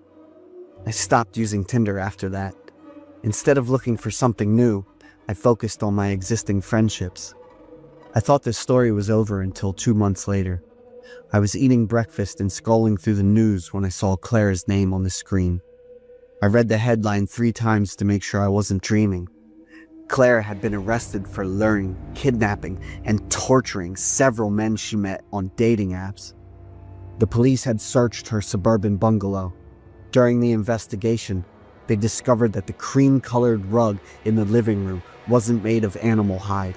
It was made of human skin, stitched together from several different victims. I sat in silence for a long time after reading that article. The details of that night came back to me clearer than ever. The foul metallic smell, the way Clara stroked the surface, and her comment about it being the only thing that didn't remind her of him. It was her trophy collection. It was her prize, and because I had ruined it, she was too disgusted to keep me there. It makes me sick to think that I was lying on that thing, and that I almost became a part of that horror show myself. My most embarrassing moment turned out to be the very thing that saved my life. I deleted Tinder for good after that night. I chose to start meeting people in person and building relationships slowly and surely. Still, I don't totally blame the apps. In the end, the problem isn't the tool, it's the person using it. I believe in fate and luck. It's just that my luck happened to be a little bit gross. My name is Heather. 6 months ago, I was in a really bad place after a tough breakup. One weekend night while I was home alone, I decided to re-download Tinder just to find someone to talk to. After swiping through dozens of boring profiles, I stopped at a guy named Evan, 28. His photos looked very natural. He gave off a sincere, serious vibe that I rarely saw on the app. We matched and started chatting. Evan told me he grew up in Australia and was currently backpacking across the US. His messages weren't shallow at all. He made me feel like we were sharing pieces of our souls rather than just flirting. After a few days of constant texting, Evan suggested meeting in person. We made plans for Friday night at a crowded bar downtown. I spent the whole afternoon getting ready, picking out an elegant dress and doing my makeup perfectly. I showed up right on time, my heart pounding with excitement. However, 30 minutes passed, then 45, and Evan still wasn't there. I called him, but it went straight to voicemail. I texted, but there was no reply. After waiting for an hour, feeling rejected and embarrassed under the stares of other customers, I left in a rage. Just as I was about to head home, my phone buzzed. It was a text from Evan. He explained in a very sincere tone that an unexpected emergency had come up and he couldn't make it. He apologized profusely and begged for another chance 2 days later. Because my first impression of him was so good, I felt bad and agreed. The second date was set for Sunday evening. This time, I prepared even more carefully. I told my best friend all about Evan, and she was so excited she even helped me pick my outfit and do my hair. Everything was going smoothly until a few hours before the date. He suddenly texted saying he wanted to change the location. He suggested meeting at a coffee shop in a much quieter neighborhood. I thought it was a bit odd, but I really wanted to see him, so I agreed. As I drove toward the area, I started to struggle. The GPS on my phone seemed to be glitching. I couldn't find any coffee shop with the name he gave me. I pulled over and texted him, saying I'd be 15 minutes late because I was lost. Immediately, Evan's attitude flipped. His reply was blunt, impatient, and full of blame. "Why didn't you check the address before you left? Do you have no respect for my time?" The sudden change made me feel uneasy. I tried to explain that my GPS was acting up. I continued to drive slowly around the area. Just as I stopped my car near a small dark alley, my phone suddenly rang. It was my best friend. As soon as I answered, her voice sounded completely panicked. "Heather, where are you? Get out of there right now!" Before I could even respond, she sent me a link to a local news article and told me to open it immediately. Evan's portrait flashed across my screen, but the headline made my blood run cold. "Australian tourist found dead in rental unit." The article stated that Evan had been murdered and robbed. The most terrifying part was the time of death. It was determined to be the same Friday night he had missed our first date. While I was sitting here in total shock, a new message popped up. It was from Evan. "I see your car. Why haven't you gotten out to come see me yet?" I immediately floored it and pulled a U-turn to get off that street.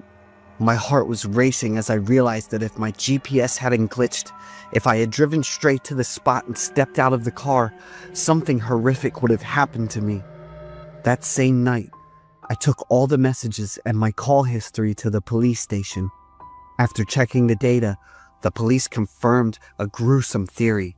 The killer had murdered Evan on Friday night and taken his phone. The killer had read all of our messages. Instead of disappearing, he decided to keep using Evan's identity to lure me to a secluded spot to commit another crime. He had been texting me for 2 days, using a phone that likely still had the real owner's blood on it. It took me many weeks to even begin to feel calm again. The thing that haunts me the most isn't just that I almost died. It's the feeling that I had opened my heart, smiled, and caught feelings for someone who didn't even exist anymore. My name's Robbie, and I'm based in Denver. Last month, I flew out to Portland for a client meeting. My company had me booked at some downtown hotel equals. But I ditched that and grabbed a house on an app in the Pearl District instead. Quieter, and I like having a kitchen. It was a Friday night and work wrapped up earlier than expected. I was bored, so I opened up Tinder and started swiping. That's when I came across Jen. She was 28, long brown hair, big bright smile. Local girl. Said she loved hiking. We matched right away. "Hey stranger, new around here?" That was the first message she sent, just a few minutes after we matched. 2 hours later, we were grabbing dinner at Pok Pok on Division. She showed up in casual clothes, totally chill vibe. What hit me was, she looked exactly like her profile pic. We clicked right away. She told me about bartending gigs, weekend hikes in the gorge. I couldn't get enough of her laugh. Dinner stretched to 3 hours. After that, we hit up a bar, then another one. Jen knew all the cool spots in town. She asked about Denver, my job, and why I was still single. Around midnight, she leaned in and suggested that we head back to my place, saying it might be nice to have a little privacy. I grinned. Called us a cab right then. In the car, she rested her head on my shoulder. Her perfume was subtle, but it hit me just right, got my heart racing a little. Once we got to the house, I poured us each a glass of whiskey. We sank into the couch, still chatting. After a bit, she set her glass on the table.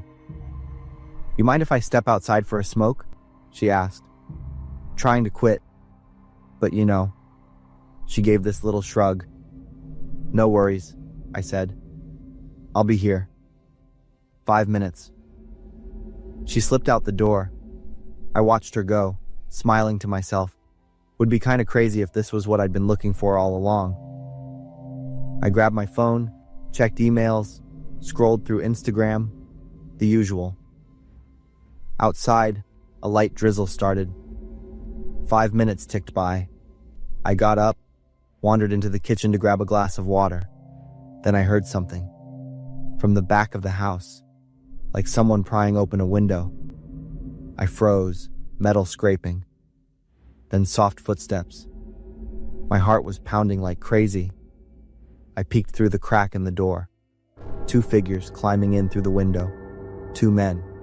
Black hoodies. Gloves. Total cliche. I froze. Robbers. I pulled out my phone, hands shaking. Tried to call 911. No signal. Shit. They moved toward the living room. I started looking around for an exit. "Check the living room," one of them said. "He's got to be here somewhere." I stopped breathing for a second. Did they know I was here? Then it hit me. The laptop bag was still on the table. My wallet was in the jacket right next to it. For a split second, I thought about grabbing them and sneaking out. Too late. They were already in the middle of the room. "Jackpot," one of them muttered. "This guy's loaded. Wallet's full of cash." "I told you." I froze. "I told you?" Who the hell told them? Then the front door swung open.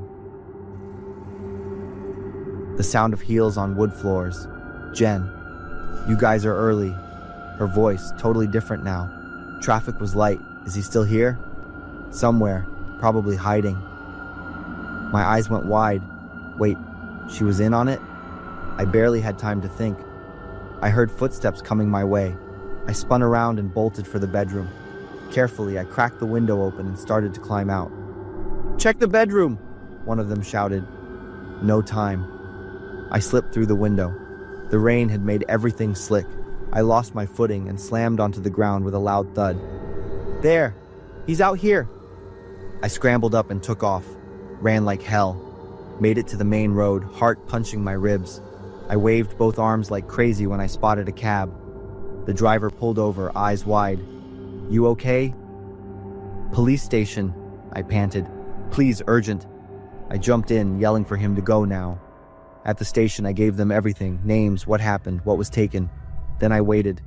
2 hours later, a cop came back. "The place was cleared out," he said. "Looks like a break-in, but no one's there now. Laptop, gone. Wallet, gone. Watch, gone." Everything valuable, poof. We're looking into the dating app profile, the cop had said. But odds are, it's fake. I just nodded. Didn't have the energy to argue. Didn't sleep at all that night. Next morning, I canceled all my credit cards and filed an insurance claim. That trip ended on the worst damn note. 2 weeks after I got back to Denver, I was finally starting to forget, trying to move on, get back to normal. Then, one Saturday morning, the doorbell rang. I glanced out the window and saw a woman standing there, black suit, holding a briefcase. "This is Sarah Chen, private investigator," she said, handing me her card. "I need to talk to you. It's about what happened in Portland." I hesitated. "Didn't the cops close that case?" "Not exactly. Mind if I come in?" I paused, then stepped aside and let her in. Sarah sat down on the couch, popped open her briefcase, and pulled out a fat folder. "Robbie, you're not the only one," she said, flipping it open. She spread out a few photos across the table. Different houses, different men, same expression, shocked, pissed, scared, police reports from multiple cities. "Jennifer Martinez has scammed at least 12 men this year," she said flatly. Then she looked me dead in the eye. "But here's the weird part. You're the only one who made it out." My heart skipped. "What do you mean, made it out?" Sarah flipped the page, tapping on a small line with her finger. "The insurance company you used? They hired me to look into it. They thought it was odd. Your stuff was a lot more valuable than what other victims lost. And you bought a property insurance policy just 3 months before the trip." I felt my chest tighten. "Wait, are you accusing me of something?" "I'm not accusing," she said calmly. "I'm asking questions." She locked eyes with me. "How'd you know exactly how to slip out that bedroom window so clean in the middle of a rainy night? Why'd you take out a policy worth way more than what you actually lost?" The room went dead quiet.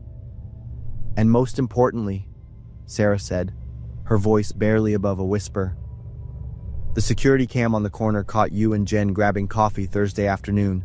That's the day before you said you met her on Tinder." I didn't move, just sat there staring while the floor dropped out from under me. The perfect plan. Bring Jen in, stage a fake robbery, cash out the insurance, and wipe out my debt was unraveling right in front of me. "So, you want to tell me what really happened, Robbie?"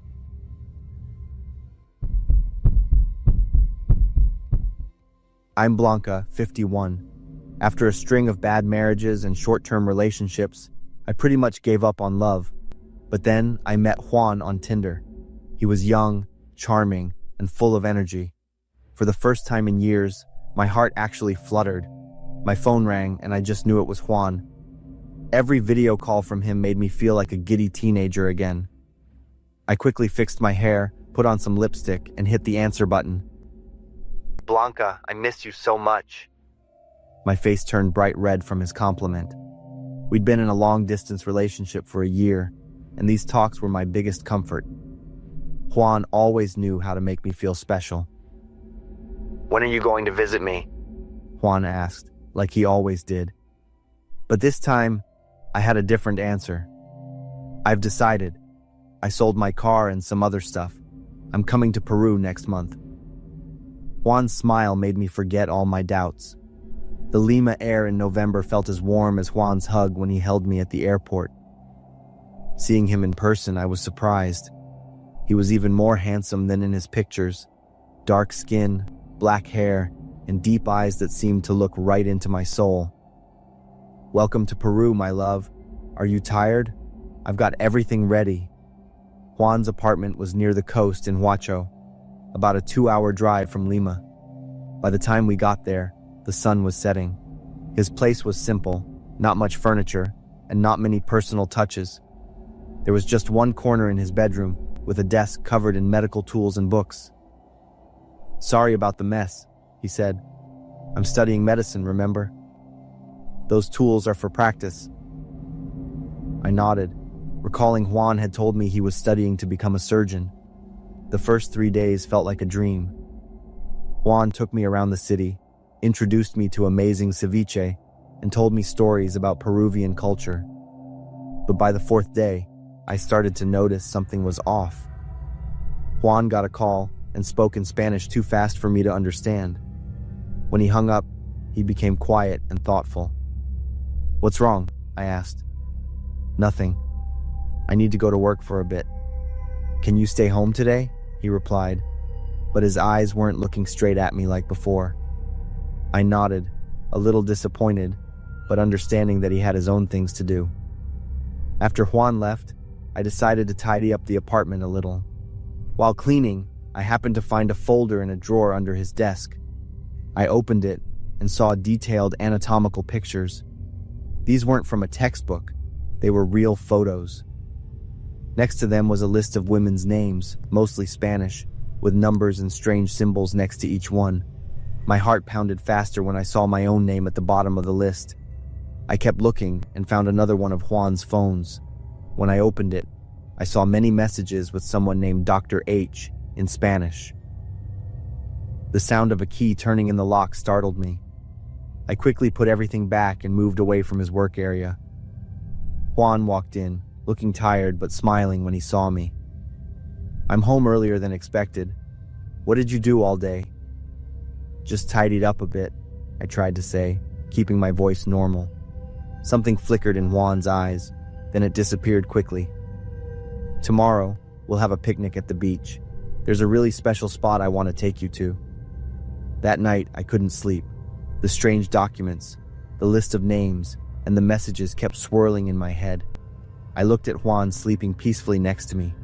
Was I just imagining things? He loved me, I was sure of it. But what about those documents? The next morning, Juan got up early and made breakfast. He was full of energy, much happier than he'd been yesterday. "Today's going to be a special day," he said, handing me a smoothie. I took a sip. It tasted good, but also a little unusual. I didn't think much of it. Juan watched me intently as I drank the whole smoothie. "Good. Now go get changed so we can leave early." When I stood up, the whole room started spinning. I had to grab the wall to keep from falling. Juan caught me before I hit the floor. I saw that his worried look was gone. Instead, he was watching me with cold eyes. "I'm so sorry, Blanca," Juan whispered in my ear. I tried to speak and move, but I couldn't. Fear surged through me as I realized I was completely helpless. Juan pulled me into the bathroom and placed me in the tub. He left for a moment, then came back with a bag of medical tools. Tears streamed down my face as Juan pulled out a shiny scalpel. "Blanca, you're perfect. No sickness. Your liver, kidneys, and heart will save many lives and make me rich." Juan stroked my hair gently. "Don't worry, I won't waste any part of you." I was totally helpless. All I could do was watch my body being destroyed. 7 days later, an old fisherman found a piece of a human body washed ashore on the Huacho beach.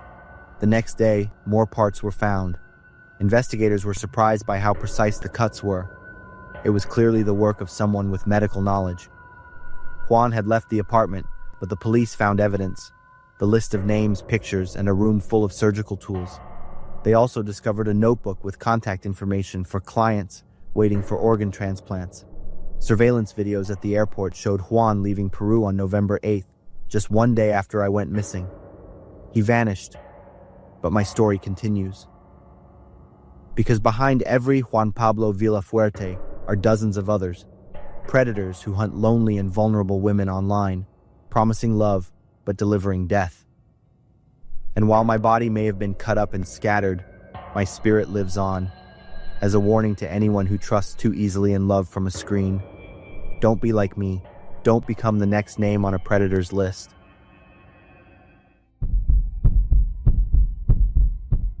I'm Claire. The story I'm about to tell isn't exactly a horror story, just a strange lunch with a guy I used to date. And it's a little lesson about the differences in how two people view a relationship. I matched with him on Tinder early that winter. His profile was full of photos taken in perfectly lit coffee shops. He loved everything with a European flair, from clothes and coffee to his eating habits. His stories often revolved around cities like Paris or Milan, or small boutique restaurants described as authentic or deeply local. His bio was short but defining. Lover of France, appreciator of fine cheese and European aesthetics.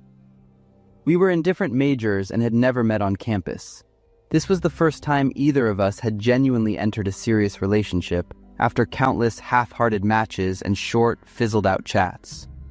Perhaps that's why we were both endearingly nervous, reserved, and naive. One day, he said he wanted to try my home cooking. I had already thought about inviting him to my apartment over the weekend. We arranged to meet on Saturday afternoon. That day, he showed up with a paper bag holding a French pear, a La France variety, which looked upscale with its glossy skin and import sticker. I had never eaten this kind. I grew up in a middle-class family. The familiar fruits to me were red apples, bananas, or discounted strawberries on the weekend. I asked if I needed to peel it. He said this pear should be eaten with camembert cheese to be truly French style. It sounded interesting, and he offered to prepare the appetizer himself. I stepped back, giving him space in the kitchen. But only a few minutes later, he came back and asked, "Where's the camembert cheese?" I was a bit confused.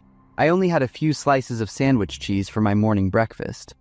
Camembert, to me, was something that appeared at a buffet or in a cooking TikTok video. His eyes widened, not exactly angry, but clearly disappointed. "You don't have camembert?" I suggested we go to the nearby supermarket together, as I didn't know which type to buy. We walked to Whole Foods. There, he selected a box of French camembert, quite expensive for a typical student, and I was the one who paid for it. Back at my place, he sliced the pear into thin pieces, then arranged the soft white cheese on the plate like he was preparing a dish for a food magazine. I took a bite. The pear was still hard, the flesh slightly gritty, and the flavor bland. The cheese was rich but had quite a strong smell. I didn't say anything, but my expression must have given away my thoughts. He looked at me and said, "This is how the French eat it. It is refined." Then he began talking about how taste is something you have to learn to appreciate, that some foods cannot be judged on the first try, that maturing in eating is another kind of maturity. I didn't know how to react. Part of me found it funny. Part of me felt judged just because I wasn't used to an European-style appetizer. I quietly served the main course: grilled salmon with honey mustard sauce, mashed potatoes, steamed vegetables, and a bowl of miso soup I learned to make from my Japanese roommate. Salmon is my favorite dish, easy to eat, not too expensive, and always available in the freezer. The moment he took his first bite, he looked up. "What is this? This is delicious."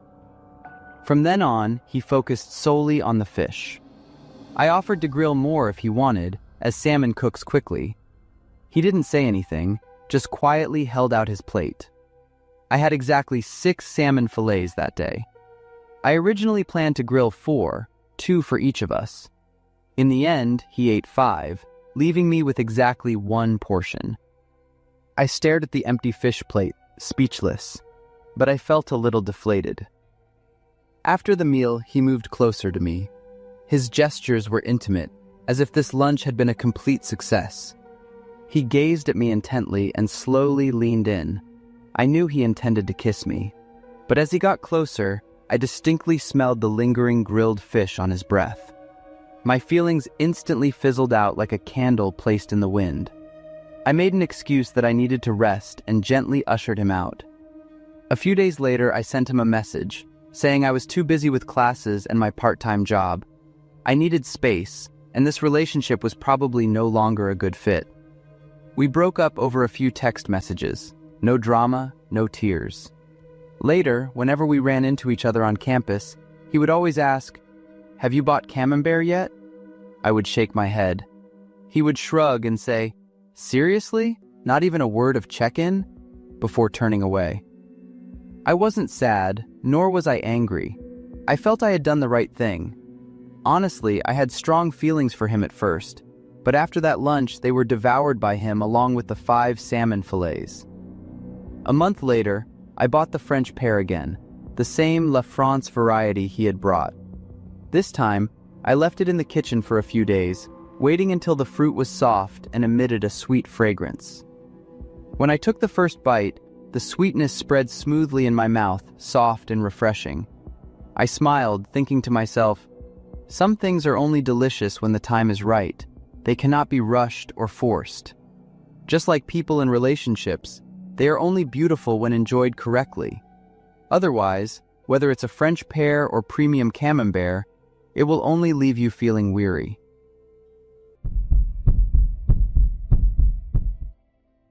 I still remember how excited and nervous I was chatting with that girl, Julia Rose, on Snapchat.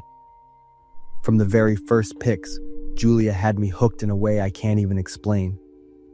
Her sweet smile, shiny blonde hair, and those deep blue eyes had me totally lost in them. We got close fast, spending hours chatting about everything, movies, childhood memories, and all the little stuff in life. Julia just got me better than anyone else, and I felt this weirdly strong connection with her. One day, Julia told me to come visit her. At first, I was hesitant, but then the excitement totally took over. She sent me the address of this house in the suburbs, an hour's drive from where I lived. Before heading out, I asked her to prove who she was, just to make sure she wasn't some sketchy stranger. Julia sent back this short video. She smiled, said my name, and told me she couldn't wait to meet me. The video felt way too real to be fake. That afternoon, I headed out. The winter sky was all gray and heavy, and the air was freezing. Snow covered both sides of the road, and little houses popped up all alone in the fog. The closer we got to the address Julia gave, the more empty it looked, like the place had been forgotten. The bare trees were dry, their branches reaching up like they were asking for help. The house was at the end of a dead-end street, totally cut off from the other houses. It was an old school house, with a weathered wooden front and frosty glass windows. There was no light coming from the windows. I felt kinda uneasy, but I told myself Julia was probably just trying to surprise me. I knocked 3 times soft. There was no reply, just the wind whistling through the cracks. After a few seconds, I gently pushed the door open and walked in, calling out for Julia. The inside was dark and cold, with a musty smell in the air. There were a few old photos on the wall, but they were so faded it was hard to make out the faces. The living room was empty, just an old armchair by the fireplace. There were faint footprints in the dust on the wooden floor, leading up to the stairs. I just instinctively walked up, each step creaking under me. When I got to this half-closed door on the 2nd floor, I could feel my heart pounding. I pushed the door open, and the room was empty. Right as I was about to turn away, my phone buzzed with a text. I stopped, pulled my phone out of my pocket, and it was a Snapchat from Julia. "I'm here." My blood just ran cold. The message was sent while I was standing in that room. I looked around, trying to find any sign that someone was there, but it was just 4 silent walls. Panicking, I decided to just leave the house. As I stepped out the door, I turned around again, and what I saw made me freeze. On the 2nd floor, through the frosted glass, I saw a figure standing. A blonde woman, with deep blue eyes that seemed to cut through the night, was staring at me. But in the blink of an eye, the figure was gone. I rushed to the car, my heart pounding. On the way back, I kept wondering if what just happened was even real. But things got even weirder when I checked Snapchat. Julia's account was gone, like she'd never even existed. I told this story to my close friend, Matt. He was quiet for a while, then said, his voice a little shaky, "Julia Rose?" I nodded, feeling like there was a lump in my throat. Matt went on to tell me that 2 years ago, a girl named Julia had lived in that area. She had died after a party at the exact house I'd been to. Julia was pretty well known on Snapchat for her stunning photos, and her look, blonde hair, blue eyes, was exactly like hers. I couldn't sleep at all that night. The image of the shadow on the glass door, the old house, and Matt's story kept spinning in my head. Had Julia really died? And if she was gone, then who the heck had I been talking to? A week later, I went back to the place. This time, I went during the day. When I got there, I noticed the house looked totally different. The windows were covered with thick wooden boards, and the house looked like it had been empty for ages. There was no sign anyone had ever lived there. I asked a few people nearby, and an old man told me the house had been empty for the past 2 years, since Julia died. On the way back, when I glanced in the rearview mirror, it felt like something was moving behind me. But when I turned around to get a better look, the road was totally empty. I told myself it was all just my imagination, but when I stopped to chill for a sec, my phone suddenly vibrated. It was a text from Julia, just one sentence. "Thanks for coming."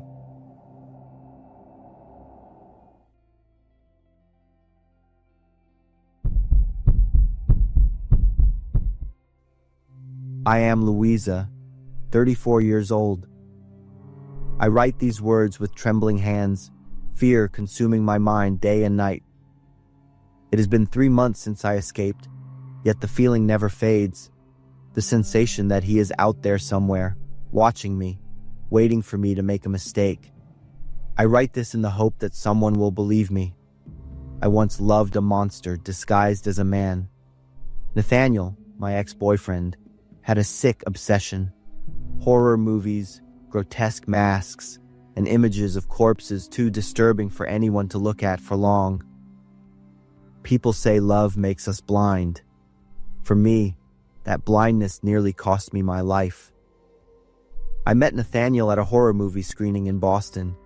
He was striking at first glance, tall, with messy black hair, bright eyes, and a charming smile. When our eyes met, I felt a jolt of electricity run through my body. At first, Nathaniel was funny, intelligent, and I quickly fell for him. Nathaniel was a senior studying film at Boston University. He was full of ideas, theories about fear, and how to evoke it from the depths of the human soul. I remember the way his eyes lit up when he spoke about knives, scissors, blood, and bodies. "True fear isn't about screams, gore, or monsters," he whispered as we lay together. "True fear is in the realization of how monstrous people can become, that anyone could be the monster." Now I understand that wasn't a theory. It was a confession. His apartment, which I gradually started to see as home, was a museum of horror. The room was filled with bizarre masks, fake knives, and blood-stained props. The walls were covered in horror movie posters, not the mainstream ones, but the dark banned films from various countries. He owned an extensive collection of books on crime, criminal psychology, and forensic case studies. At first, I thought it was just artistic passion, a dedication to his studies. Gradually, his interests became more extreme. He frequently watched real videos of murders, dismembered bodies on dark websites. Some nights, I'd wake up to find him sitting in front of his computer, watching images no one should ever see. When I asked, he called it research. "You wouldn't understand," he murmured, stroking my hair. Our conversation shifted from movies to real-life horror stories. He knew the details of every serial killer case, from Ted Bundy to the lesser-known murderers. He spoke of them with an eerie admiration, as if they were artists. More than once, I caught him smiling while reading details that would make most people sick. I should have left. But love and dependence kept me there. The next warning sign came about 3 months into our relationship. When angry, Nathaniel's eyes went blank, as if his soul had momentarily left his body, leaving behind an empty shell. The first time I saw it was during an argument over me meeting a male friend. He grabbed my throat, squeezed playfully, then laughed as my face turned red from lack of oxygen. "You're so weak," he whispered before releasing me. Nathaniel pulled me into his arms, stroking my back as if nothing had happened. But I couldn't forget that look, completely void of humanity. After that, I started noticing other strange things. He always carried a black coat, rope, sharp knives. Nathaniel explained they were props for his short film projects, but I never saw a completed film. Nathaniel began disappearing on weekend nights. He said he was working with his film crew. I believed him until one night he came home at 3 a.m, his clothes filthy with damp earth and a metallic, rancid smell. The turning point came on a winter night, 5 months after we met. We were drinking wine in his apartment. The snow was falling heavily outside. Nathaniel drank more than usual, and as the alcohol settled, he started talking about a murder case I had never heard of. "Do you know why the police never found Julia Rawson?" he asked, his eyes hazy but disturbingly focused. Julia Rawson, according to the news, was a middle-aged woman who had vanished after a shopping trip in May. It was a widely reported case, yet unsolved. "Because we cut her into 12 pieces, Nathaniel continued. He grinned. I froze. Was this a joke? I couldn't tell, but there was no hesitation in his eyes. 12 pieces, he repeated, savoring each syllable. I fought the urge to vomit, trying to convince myself it was a sick joke, but deep down I knew he was telling the truth. "We?" I asked, keeping my voice steady. Nathaniel smirked. "No, just me. Me and my instincts. You wouldn't want to disappoint me, would you?" he would say, whenever I did something he disliked. "I love you, but if you betray me, you know what happens." I began planning my escape. I secretly saved money, looked for a place to hide, and tried to gather evidence to take to the police. But Nathaniel was terrifyingly careful. There was nothing, no proof, only drunken words he could easily deny. I knew I had to leave, but fear kept me frozen. The fear that if I failed, I'd be the next 12 pieces. Then one night, Nathaniel dropped his facade. He forced me to drink, despite my refusal. Then he sat on the bed, silently sharpening a knife, his hollow eyes staring straight through me, as if I no longer existed. "If you leave, I will hunt you down, until only 12 pieces remain," he said, his voice eerily gentle. I shut my eyes, pretending to sleep, but my mind was racing. I knew this was my last chance. When Nathaniel finally passed out, I slipped out of bed. With trembling hands, I grabbed the half-empty whiskey bottle. I summoned every ounce of courage and smashed it against his head before running. I didn't stop for clothes or belongings. I just ran through the empty streets of Boston at 3 a.m, in nothing but thin pajamas, in the freezing winter air. I ran until my feet were bloody, until I couldn't breathe. I never looked back. It has been 3 months since that night. I've moved to another city, changed my name, cut and dyed my hair. But the fear follows me like a shadow. I reported him to the police, but they said I had no evidence. Nathaniel was charming, a talented film student with a bright future. Who would believe me?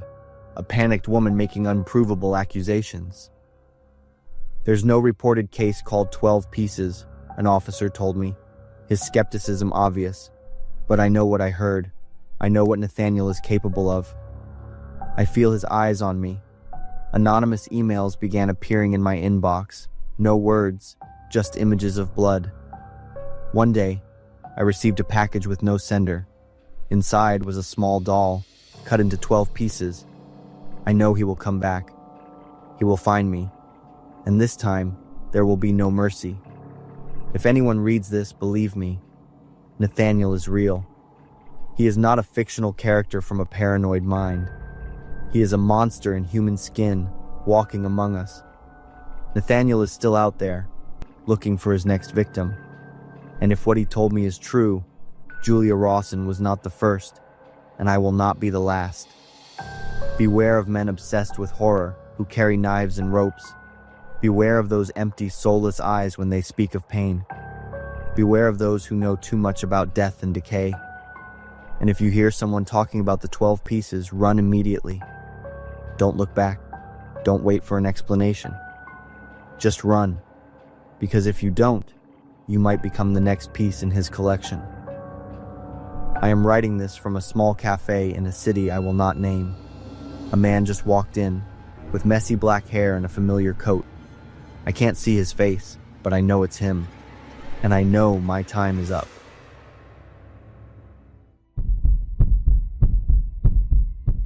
I'm Mia, 22, and a recent college graduate. I work at a coffee shop downtown, which is also where I met and started dating Matthew. Our first date was at a cozy Italian restaurant. After dinner, neither of us wanted the night to end, so Matthew suggested we go to a club a few blocks away. I was excited because I love to dance. The club was crowded, and we had a great time dancing for hours. While we were at the club, we met a man named Luke. He was confident and had a very charming demeanor. Luke introduced himself as Hot Tub Luke, a nickname I didn't think much of at the time, just found it a little odd. Luke invited us to a party at his house. A few other people around us also got invited and seemed excited. They all decided to share an Uber to Hot Tub Luke's place. I was thrilled, thinking it would be a great opportunity to make more friends and have new experiences. Matthew seemed a little hesitant, but I convinced him, and he went along with it. When we arrived, I was genuinely stunned by Luke's house. It was a large and modern 2-story home. Inside, everything was sleek and expensive. There was a huge living room, a full bar stocked with all kinds of liquor, and glass doors that led to the backyard with a hot tub.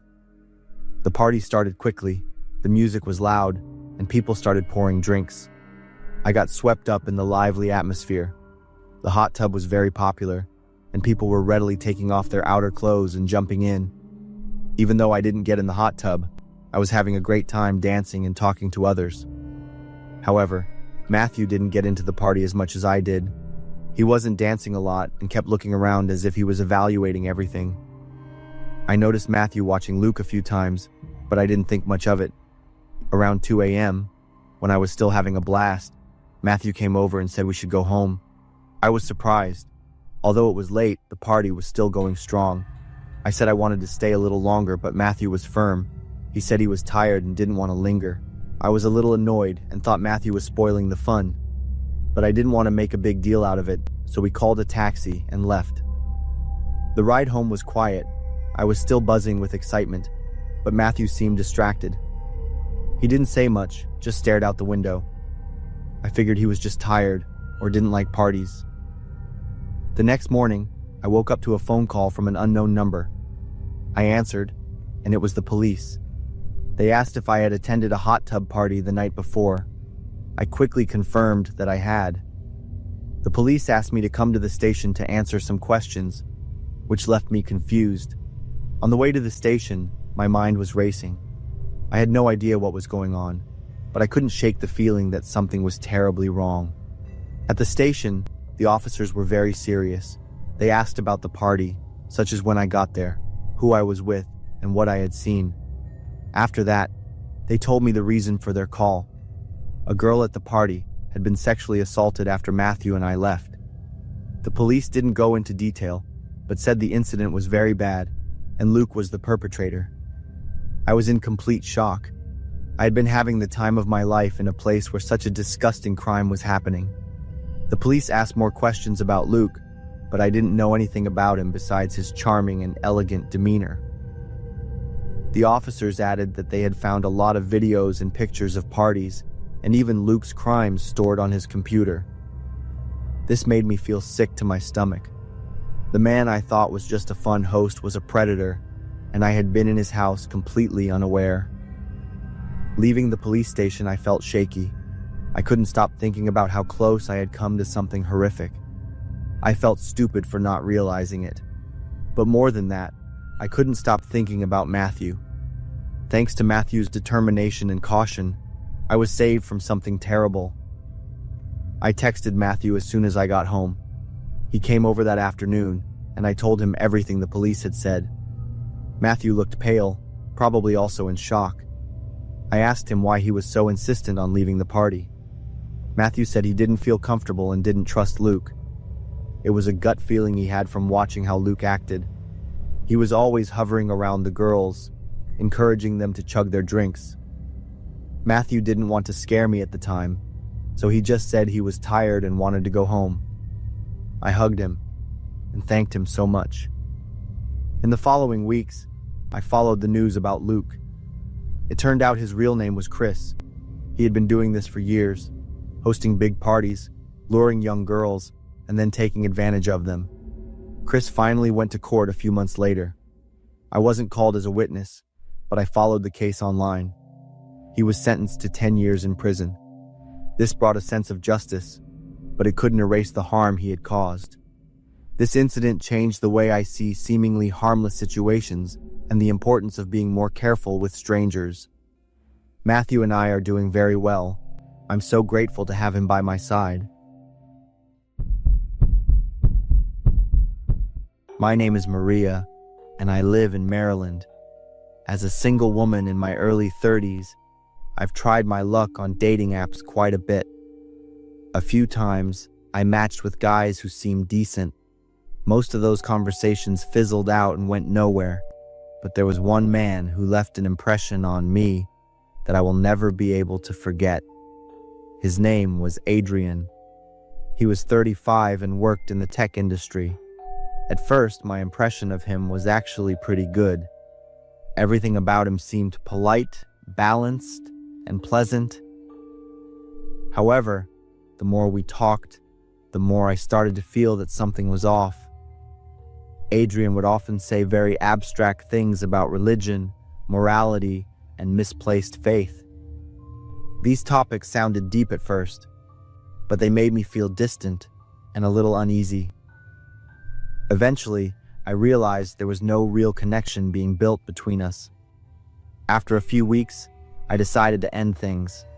It ended on good terms, or at least, that's what I thought. I kept him as a friend on Facebook, viewing him as just another social media acquaintance. After a while, Adrian's posts started appearing constantly on my newsfeed. At first, I just scrolled past them, but the more I read, the more disturbed I became. The first post that really caught my eye was a photo of a handwritten note. It said, "Women will be spared. I am sorry to the families who will be murdered." It was even signed at the bottom, and I noticed the signature started with the letter A. Then came another photo, a church taken at night, with a caption full of pure hatred. It read, "I am here to deny the lives of the men that God has actively worked to deny me every day. No women will be harmed." It sounded like he was announcing a plan that he had already finalized. Another status update mentioned target practice in a vague way, and I felt a literal chill run down my spine when I read it. I realized his target was a mass shooting at a church. He was blaming religion for his life falling apart. I sat there shaking as I scrolled through those insane words.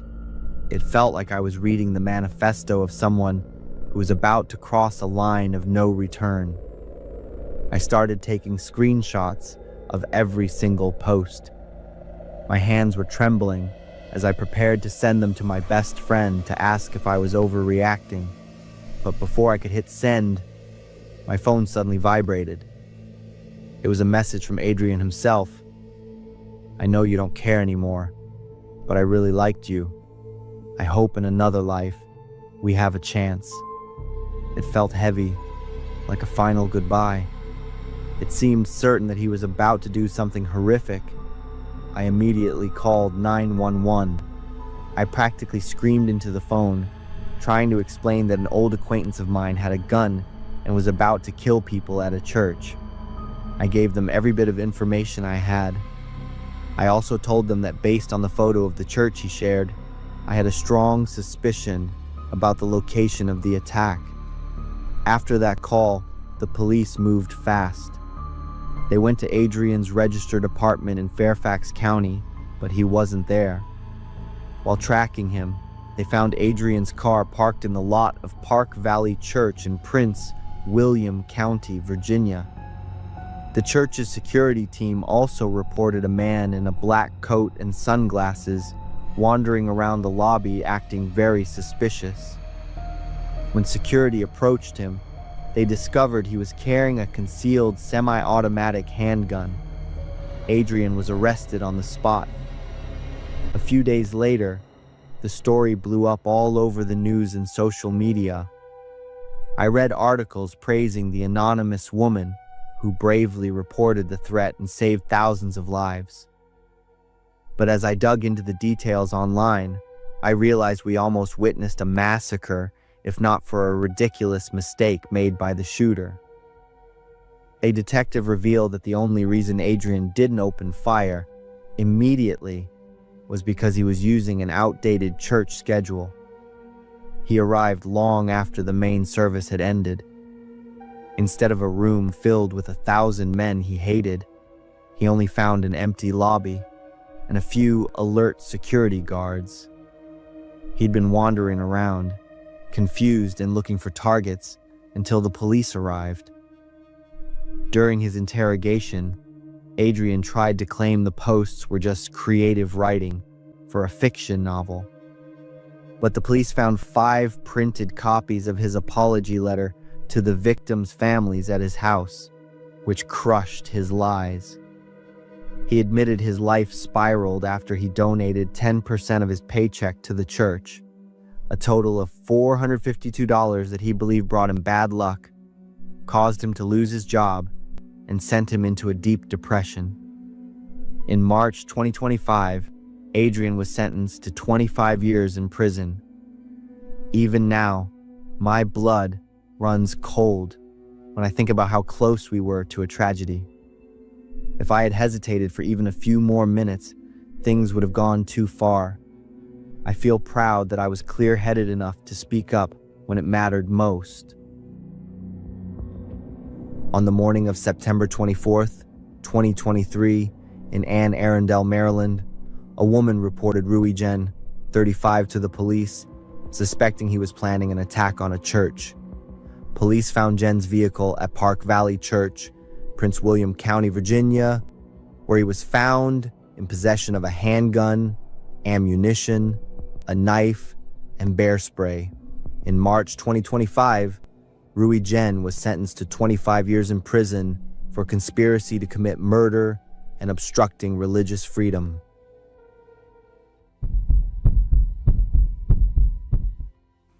I'm Bianca, 27, working in an office and making enough to enjoy the things I love. I've been single for years. Past relationships really broke my heart, but I still believe I'll find my other half, and I'm always ready to open my heart to someone new. Last year's Valentine's Day was just like every other year, quiet and nothing special. But that morning, I found a handwritten letter in my desk drawer. It was from Isaac, the new guy at work I had a thing for. He asked me to come over to his place for dinner at 9 that night. I kept reading the letter over and over, my heart racing like crazy. Was that some kind of joke? But his signature at the bottom was legit, and his handwriting was neat and confident, just like him. Isaac was the guy everyone noticed as soon as he started at the company. He was tall, good-looking, and had this confidence like no one else. He always knew how to grab everyone's attention without even trying. Out of all the girls into him, I was the least noticeable, so I didn't have the guts to tell him how I felt. I was feeling both happy and confused, trying to figure out why this was happening to me. I rushed through work, drove home, and spent hours getting ready. All I had with me was a red dress that hugged my body, some fancy heels, and a bottle of good red wine. I stood in front of the mirror, checking out my face, telling myself everything would be fine. I thought that night was going to be a night to remember. The road to Isaac's place was in a quiet neighborhood. The bare trees lined up under the yellow glow of the streetlights. The house was at the end of the road, and the light from the windows looked like an invite. I got out of the car, and the chilly February air made me shiver a little. I felt a rush of excitement as I knocked on the door.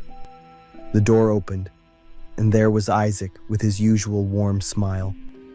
He looked perfect as usual, with his shiny black hair and sharp suit that really showed off his confident vibe. "You're here." His eyes practically lit up with satisfaction. I walked in, and the smell of food and lavender from the candles filled the air. The place inside was really neat. The dining table was set up with flickering candles and dishes that smelled amazing. I felt like I was in a dream, but then a sense of unease started creeping in. We clinked glasses, and I tried to chill out a bit more, but my eyes just wandered to the paintings on the wall. At first, I thought they were abstract paintings, but when I took a closer look, they kinda looked like drawings of human anatomy. The details were so vivid, it was creepy. Some of them even had notes scribbled in red ink, like there was some kind of plan coming together. I started feeling confused and uneasy, so I stood up and used the excuse of needing to wash my hands to get away from the table. The bathroom was at the end of the hallway, and the light from the dining table didn't reach that far. I walked in, and my eyes immediately went to the mirror above the sink. There was a red smudge on the mirror, like someone had tried to wipe it off quickly with their hand. I just stood there in front of the mirror, every stroke of the painting stuck in my head, making my mind race with a bunch of unanswered questions. All of a sudden, I saw something flash behind me in the mirror. My heart skipped a beat, but when I turned around, the hallway was empty. A chill ran down my spine, and I couldn't help but think maybe I was walking into a trap that had been set up from the start.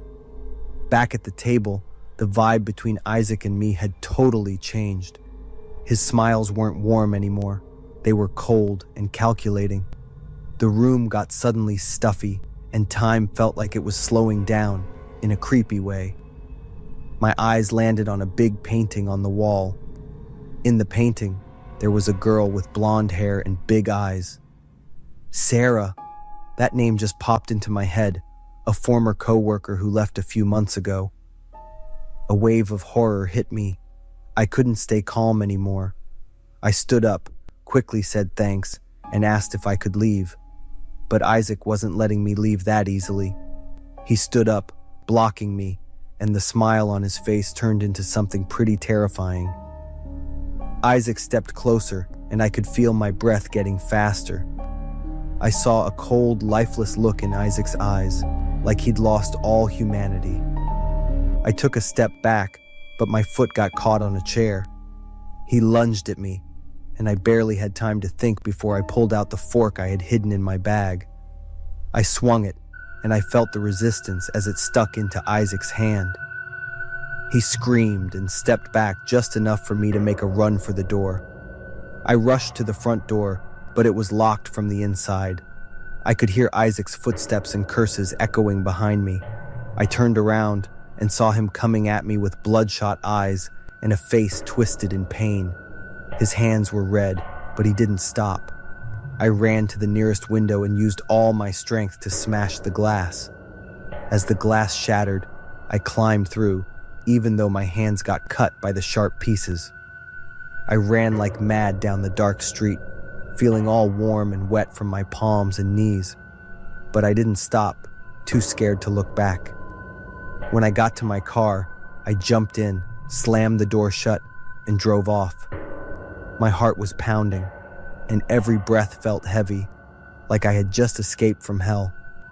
When I got to the police station, I almost collapsed, my whole body shaking. My story made the police head straight to Isaac's place. They found his secret basement, where he kept stuff and pictures of his past victims. Isaac was caught trying to hide not far from the house. His cuffed eyes kept staring me down through the police car window, like he wanted to haunt me forever. The house, the paintings, and Isaac's eyes still popped into my head every night when I closed my eyes. I knew I dodged death, but the darkness Isaac brought would always stick in my head, something I could never shake off. Thank you for watching until the end. As mentioned earlier, our goal of reaching 50,000 subscribers in 2026 is still ongoing. If you enjoy these stories, please give us a hand and support us.